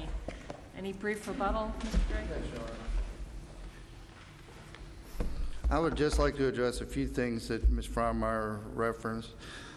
With respect to the court's protection of the public and the justifiable and adverse effect on the public perception if I were to be reinstated, the individuals that I brought to testify for me before the hearing panel subcommittee, they weren't just my friends and they weren't just my buddies. These were people that know me intimately, and were former clients, people from my community in the Elk River area, people from Braxton County, still call me to try to get me to represent them and provide them to provide them representation. Obviously, I can't do that, but I think it shows a lot about my character and a lot about my conduct, especially in the last 8 to 9 years, that I am still contacted by these people to say, hey, please represent me, please take my case. And I'm still trustworthy to do that. With respect to the ODC's position on felony convictions, obviously the ODC's position would seem to impose a life sentence on me for my conviction. But as recently as last year, as Justice Workman referenced in the DiTrapano decision, this court declined to take that position that there would be a life sentence for a convicted felon. That was his second attempt. It was his second attempt. The first attempt, I wrote an opinion as part of that to say I would like to, because he's done such an amazing job on his addiction, but he had some misappropriation of funds. Yes, he had. And that's why I wouldn't go along with it the first time. I understand. And I would submit that he had a far greater misappropriation of funds than was demonstrated in my case. I think the difference between Mr. DiTrapano and I was the long history of addiction, but he also had a long history of criminal behavior and criminal conduct that I do not have. This incident with this trust, and I disagree that I simply paid myself $70,000. That's simply not the case, and that's simply not how it worked. That amount was attributed to me because I was paying, I did pay my fees, but I also paid trust expenses. So you're saying it was all legitimate now? No, I'm not saying it was all legitimate, Your Honor, and I do take full responsibility for my actions. But even the regular and real expenses of the trust that I would pay for taxes, for accounting fees, for experts, I would take those funds, because I just had a checkbook. Just a basic personal checkbook for the trust. And what I would do stupidly, in retrospect, was I would write a check to my law office and deposit it in my IOLTA account and produce a computer-generated check on behalf of the trust for the trust expenses. So when the investigation occurred, it was because I didn't get court approval for each one of those payments, I was attributed to have taken all of this money, aside from the fees that I readily admit I paid myself, and it was it was looked at as I took all this money because I paid expenses without court approval. Counsel, let me just ask you, obviously a dispute in the amount and then a complicated process with regard to the settlement issues. What do you think and what did you plead to in your mind, your opportunity to tell this court, what amount of money do you think was improperly taken? I think, Your Honor, in my mind, the amount of money was improperly taken. And again, I don't have an accounting, and this has been years ago. Well, why would you not go through, as part of this process, to do a careful analysis to calculate, here's how much I think inappropriately I took? I did that, Your Honor. And what is that amount? On 2 occasions. First of all, I repaid about $19,000 in fees during the investigation.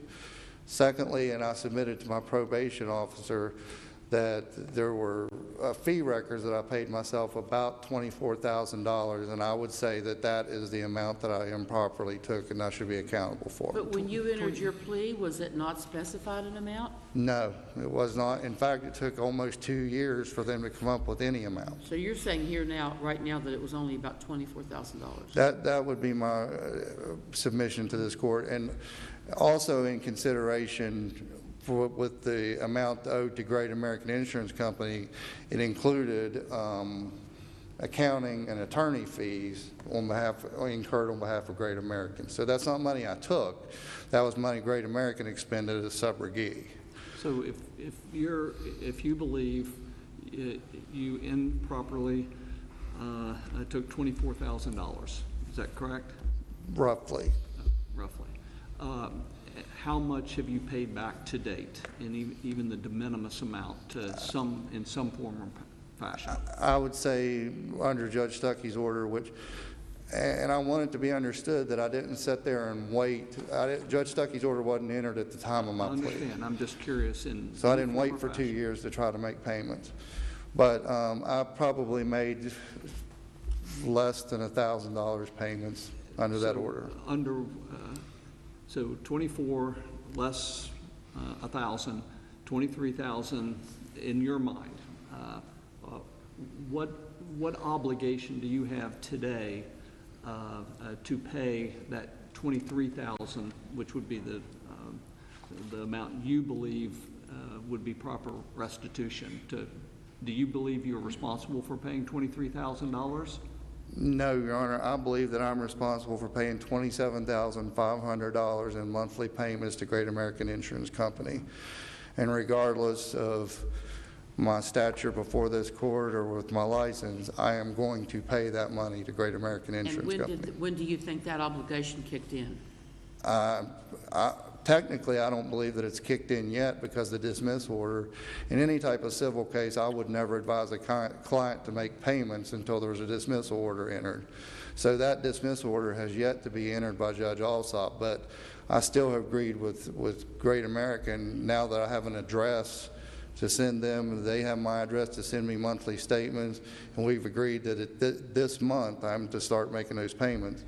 And that was actually communicated by Mr. Meadows to Ms. Freimeyer that, yes, we just reached this agreement in April and May of this year. I would like to conclude with this court with, the fact that I'm a completely different person than I was 8 or 9 years ago.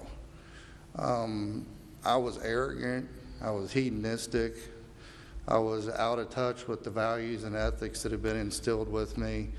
I had colossal errors in judgment. I had a relationship with Judge Facemeyer that had led me to too much of a level of comfort, and I took it for granted, and that's what really got me into trouble.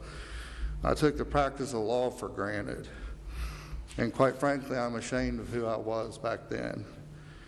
But while I have deep regret and remorse for my mistakes, I do not regret the resultant changes. I lost a lot of things that I thought were really important at the time. I lost my home. I lost my fancy cars. I lost my prized gun collection. But what I was left with was the constants in my life and the things that are truly important. My family, especially my son, who I'm proud is here with me today, and my faith. I'm proud of the person that I've become today, and I'm proud to be the man that I am before you here today. I treasure those things that are truly important in my life. And whether this court deems me worthy to be reinstated in the practice of law now or in a year or 2 years or never, I'm going to pay Great American the money I owe them. I can only do what I can and continue living an honorable life, work to help my community and my church, and do all that I can to be the man and the person that my son, my family, my friends, my Elk River community, and my colleagues deserve for me to be. Thank you. Thank you. This case will be submitted. The final case for oral argument today is the matter of Carrie E. Wilfong, a magistrate, docket number 19-0170.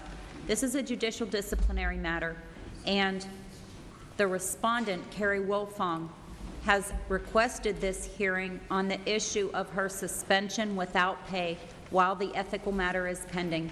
So her counsel, Mr. Robert Martin, will proceed first and be able to close the argument. Madam Chief Justice, members of the court, I must digress for one moment, if I may. 40 years ago to the day, I stood in this courtroom and took the oath, May 15th of 1979. Now, I still hear that voice in my head. Should have become a chiropractor. Nevertheless. Well, congratulations on 40 years. Thank you, Your Honor. In that 40 years, I've had the honor of representing, having a practice where I represented many of my colleagues, and I always thought that was kind of the pinnacle of what we did. And then I got into a position where I ended up representing a lot of judges. And I'm here today representing Magistrate Judge Carrie Wilfong. I'm not going to belabor a lot of this. I tried my best, along with co-counsel Mr. Carrico, to draft a response to the order that's been entered in the situation that we're presently in with the temporary, or with the suspension without pay. I asked the court to look at the facts of this case.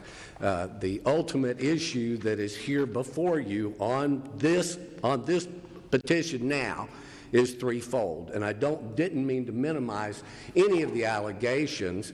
I did address specifically the specific alcohol consumption and the allegation that Carrie Wilfong was binge drinking, essentially.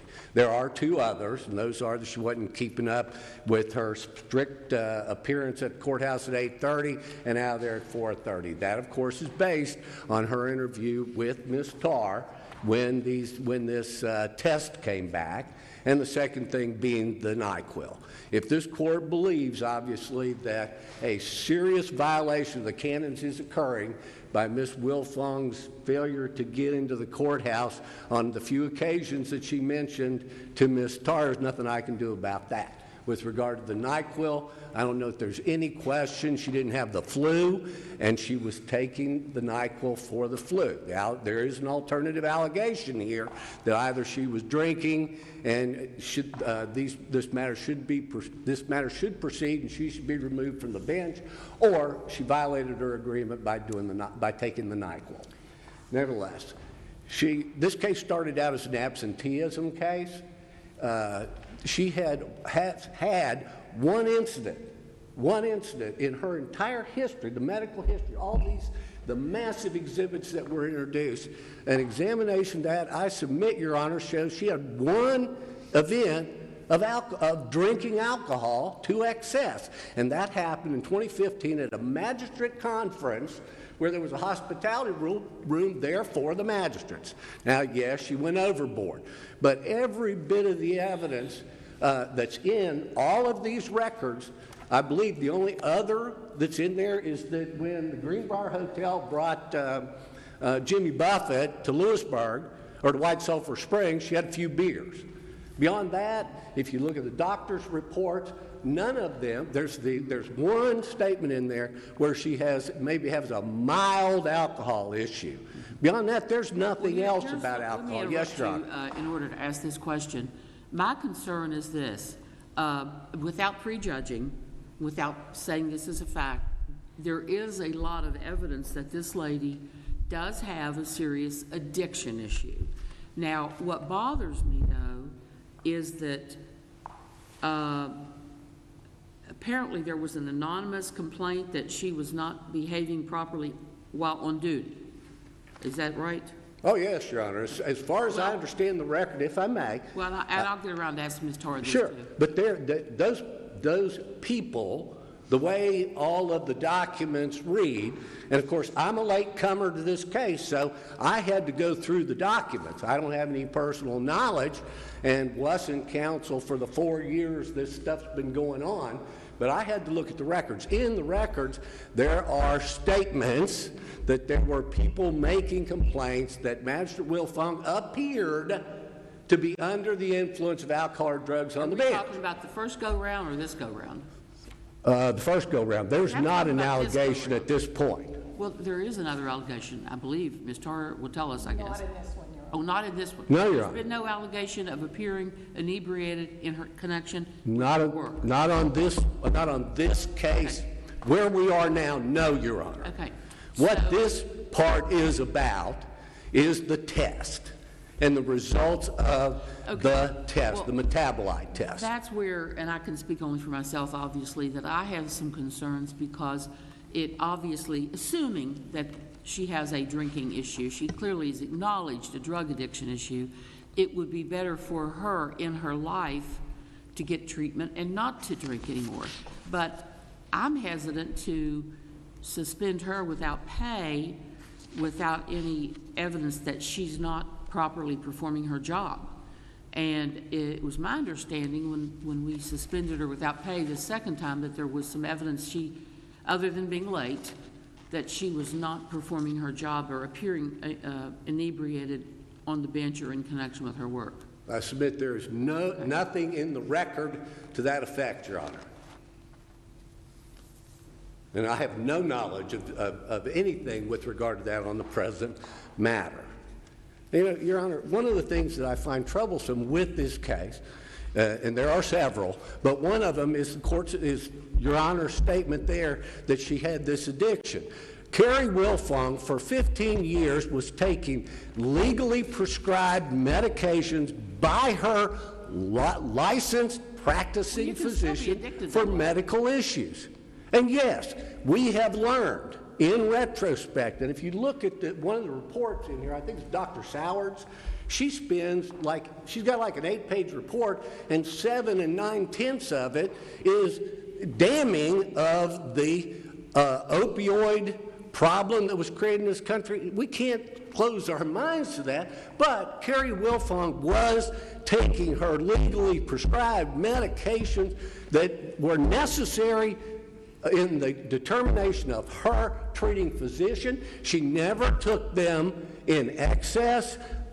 She never cheated up on trying to get her prescriptions early. There's absolutely no evidence she didn't take her pills specifically. And then she weaned herself from those in July and August of last year. So certainly there's that issue out there, Your Honor. And in her testimony before Judge Motes, one of my favorite trial judges in the state, she admitted, yes, probably did affect me. Well, how does she know that? How does she know that? For 15 years she was on these medications, but she's off of them. And that's another part of this case. For 4 years she's done nothing but do what she could to get back on the bench and do her job. Maybe we should hear from the I'm sorry, Your Honor. Maybe we should hear from... If you've covered everything, I would like to hear from the JIC. come back. And we'll give you I get to come back, so that's fine, Your Honor. Thank you. I think we've fleshed it out pretty thoroughly. May it please the Court, Teresa Tarr, Judicial Disciplinary Counsel. In answer to Justice Workman's question, why we're here today is because she violated an order of the court. In Wilfong 1 has already been litigated. That's done and over with. And in Wilfong 1, it was primarily a substance abuse issue. However, in the monitoring agreement that she had and continued to have up until the time she was terminated from that, it required her to abstain from all alcoholic beverages. So what happened... I thought it just said drugs in the notes I had. No, if you look at the 2018 monitoring agreement that was entered into by JLAP and by Ms. Wilfunk, she agreed to abstain from all alcohol. When she entered the addendum after when she was allowed back into the program in November of 2018, they signed an addendum to it which said that the original agreement would stay in play and that she would refrain from alcohol. She didn't do that. You, in your order of January 10th, told her that she had to comply with the recommendations of the hearing board. One of the recommendations of the hearing board was she was supposed to enter into an agreement and keep that agreement with JLAP, and if she didn't do that, then we were to begin removal proceedings. So... Well, here's the concern I have. Clearly, again, not making a judgment, there's strong evidence of a serious problem. Okay, but if that problem, even though it would be better for her life and her career not to engage in drinking alcohol and for her health, if she is confining that to non-office hours, then that's not a good thing. But do we have a right to remove? I mean, I know we have a right to, but is it wise to remove somebody? If we start removing people if they're late, magistrates, a lot of them have sketchy schedules, or because they drink in the evening, even though it's not good for them. I'm concerned, and I guess the overlay too is that I think most of the medical community in this country recognizes addiction as a medical problem now, not that you're a bad person. And Your Honor, I understand that it does, and we have tried to tread very lightly on this. We have been in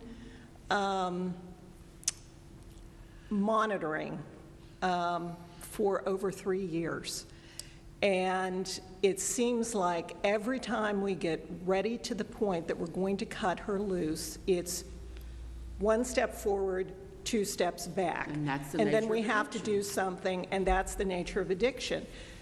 The nature of addiction, although we don't have any evidence yet, and most of what they have raised is an issue for the trier of fact. Why we're here today is to try to preserve the integrity of the court. You know, a court speaks through its orders. And when you order something, such as ordering me to begin removal proceedings, if she violates, I have to comply with it. If I don't comply with it, what happens to me? And isn't that the distinction from the hypothetical that Justice Workman gave you, or the factual sort of scenario? Because we're not just talking about imposing on someone who may or may not choose to drink in the evenings regardless of their health. We're talking about someone who had a disciplinary proceeding in the past, that we entered an order providing that compliance with a JLAP monitoring agreement was a condition of the discipline.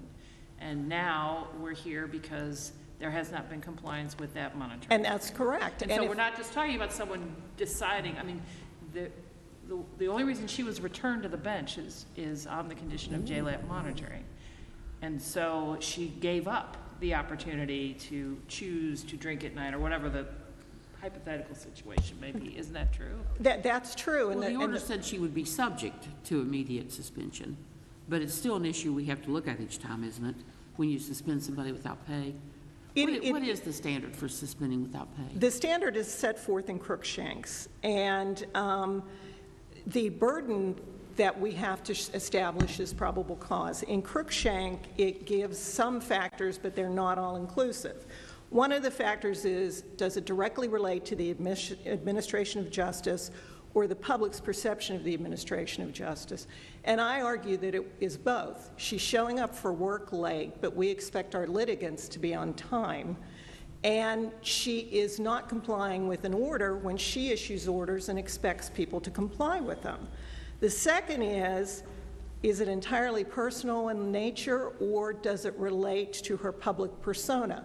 So it's both in this particular case. It is personal because it's an addiction, but it is her public persona because it seems to be that it's impacting on the decisions she makes, which is impacting in turn on the integrity of the court. Well, that's the part I want you to aim at. If I could see some evidence that she's not behaving appropriately due to addiction on the bench or in her connection with her duties, other than being late. We don't have that. Well, we do, because she's not complying with an order that she's supposed to be complying with. And when you issue an order, you expect people to comply with it. So how can you, it's not a do as I say, it's a do as I do to establish the integrity of the court. Can I just, following up on Chief Justice Walker's questions, it's my understanding that, and correct me if I'm wrong on this, but the history was her monitoring agreement was suspended at one point. Is that correct? That is correct, yes. And then she went into a residential evaluation. She did, yes. And part of that residential evaluation was that she was diagnosed as having a mild alcohol use disorder. Is that correct? Is that part of what? She went to Farley for 4 days for a substantial evaluation. The evaluation was a mild alcohol use disorder, a moderate opioid use disorder, and a severe sedative hypnotic use disorder. And they recommended, they themselves, everybody along the way has recommended abstinence from alcohol, and JLAP said abstinence from alcohol. They also said, given her problems, she couldn't be on the bench with that, with the opioid problem. Well, what if we, I mean, I dare say if you tested all the judges in West Virginia, there's going to be a few alcoholics amongst their number. Hopefully, if we see it coming out on their behavior in connection with their work, we act and act quickly. But my worry is, are we going to discourage people from even going into this JLAP program if they can lose their job when no conduct is even shown to be related to the job? This is not a discourage. I do not believe this is a discouragement of people entering JLAP. What I believe we're here is she's supposed to comply with an order. Above all else, the person who gives the orders should also be able to take orders. And she is not doing it, and that's why we're here. And it's sending a message to the public, hey, if she doesn't have to comply, why do I have to comply? I don't have the order right in front of me, but the notes I have say that the court adopted the recommendations, which indicated that she was ordered to be monitored and that she could be subject to immediate suspension if she fails. That, to me, reserves that decision for at that time. I don't think that, speaking for myself, I was deciding in advance, if you don't do this, this is going to happen. I don't have the order in front of me. I could find it, Your Honor, but I believe also your court's order said that we were to begin removal proceedings if she violated the recommendations. But that doesn't mean that we have to make the determination here but I think that you're recommending. I mean, they have not submitted one evidence to refute what the expert has said and what the tests show. I agree. And what they show is that in her system, she had over 100 times the cutoff rate. She's got a problem. The other problem is she lied to us, and that is a problem. When we brought her in on a sworn statement, and if nothing else, you expect your judges to tell the truth. And she lied to us because she said, this isn't about her taking NyQuil. She said that she has taken NyQuil for years and years and years, and she didn't know there was alcohol in it. When on the front of the bottle, it clearly says 10% alcohol. Well, and it's more than that. This high blood alcohol level would determine, to your point, Ms. Tarr, it's the suggestion that in addition to the NyQuil, it's sauerkraut, it's balsamic vinaigrette, there seems to be every excuse to try to explain Your Honor, why the level was, and you went, what, to 2 or 3 confirmatory tests, and it sounds to me like we have the age-old arguments trying to explain the test results when the reality is, just obviously speaking for myself, she had obviously significant consumption. I agree with him. That's what the evidence says. And we have tried to tread lightly on this, and I went back and called our expert yesterday in anticipation of this environmental factors issue. And I said, you know, you got a cutoff of 500 nanograms. what does that 500 nanograms mean? Does that 500 nanograms mean she's had some alcohol? And he said if she hit 500 nanograms, that would probably cover her environmental factors, such as NyQuil, such as hand sanitizer, such as other things. Quite honestly, I don't think this is a big issue. I think people looking at this evidence would have a difficult time coming to the conclusion this was caused by NyQuil. No, and that's what I'm saying. It's a combination of the factor that we may not have been here today, but for the combination of things that have occurred, violation of an order, her lying to us, all of these go toward the integrity of the court. And at this particular time, I would think that the court, in trying to uphold the integrity, would suspend her. There is a remedy for all of this if we do not prevail at hearing, and that remedy is she is entitled to her back pay. So if you prevailed at your hearing, then what would be the sanction you'd be seeking? I believe Mr. Martin will get up and disagree with me on this because we just had a discussion about this out in the hallway. You can sanction her for 1 year for every violation that she has charged with, a suspension without pay for up to 1 year.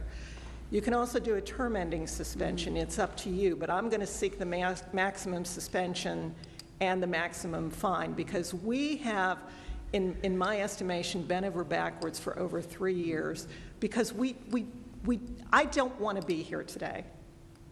Believe me. I would much rather have her comply, have her be a success story, because I think if she is a success story, excuse me, I'm having trouble speaking this morning, then that would go well for people who come through in other court-ordered programs. But that's not the case, and we've given her the benefit of the doubt for over 3 years. But you think we have some kind of information you could provide that shows that her conduct in her work is demonstrating that she's drinking on the job?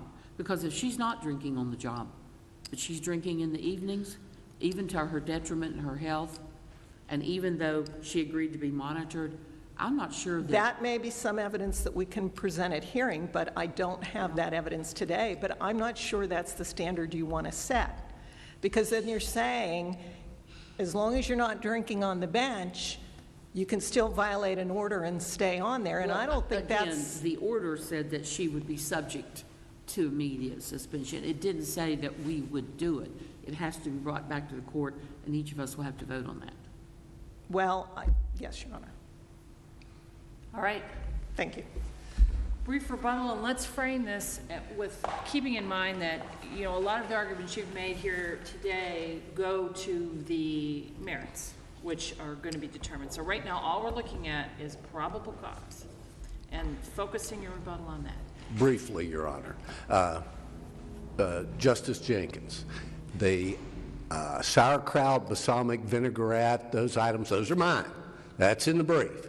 What she said in her sworn statement was, when she spoke to the expert, he said, you need to find out what other occasions you came in contact with in terms of alcohol. And she came up with, well, NyQuil, hand sanitizer, and those things. Now, what evidence that this court acted upon was the metabolic test. That test has not been accepted by this court. It's been mentioned one time in any decision that I could find of the West Virginia Supreme Court of Appeals, one time. And that was where a petitioner argued that the trial court put too much emphasis on that test. It's not accepted by the FD. That's not your best argument. I'm sorry, Your Honor? That's not your best argument. Well, Your Honor, the court's basis is like a polygraph.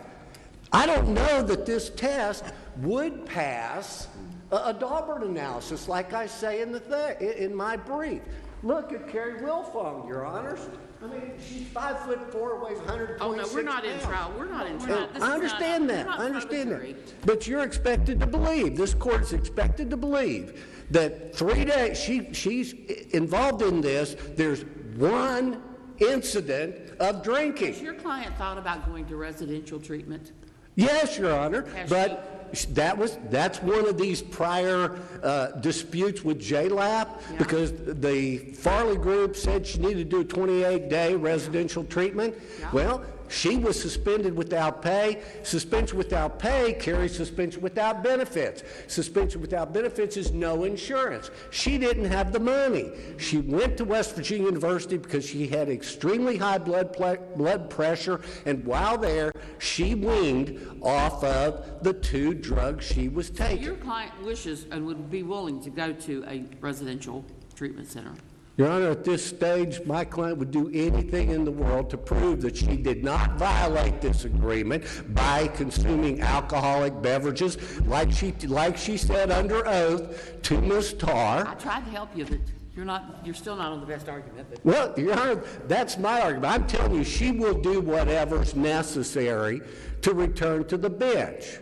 And to base this on a test that no one accepts, and it's tantamount to a polygraph, that's what's being asked here.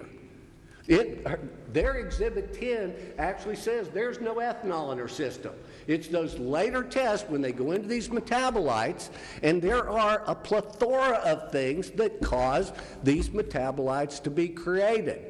And the final thing is exactly, I believe, what you're getting at, Justice Workman, and that is that this court has sanctioned JLAP. They had their big conference just about a month ago. Judges from all over the state were there, and we have learned to recognize that substance abuse issues are diseases, and we have learned to recognize that falling back is something that happens, backsliding. We have learned that monitoring is a major part of it. She was being monitored by her JLAP picked doctor, Dr. Hassan, who said, Justice Workman, she didn't need the 28-day residential program, that he could handle it. And we have to recognize that if we are going to preach that we need to work with people in order to, in that incident, and even if she tells me, I didn't do it, Bob, well, maybe that's something where we have these metabolites. It's just what I consider to be very minuscule evidence. Maybe she does need that other chance. Why is she off the bench when, according to your questions, Justice Workman, there's not been one single allegation, because she didn't make it. She was on the bench one day. When you all returned her to the bench, she was there one day, so we don't have anything like that. And I think what's particularly telling is look at the 2 women that are the magistrate's assistants in Pocahontas County that work with her every day, every working day. Both of them confirm in the medical records when one of the doctors, when Farley Center reached out for background information, both of those women confirmed they never saw her acting in any way like she was inebriated, intoxicated, or anything, you know? So I think the court has, there's not a sufficient factual basis for the probable cause finding simply because it is based solely on an unaccepted, untested test, number one, and number two, if in fact there is that issue, why are we spending all this time, money, and effort to try and rehabilitate people if we just say, oh, you screwed up, you're out of here? Thank you, Your Honors. Thank you both.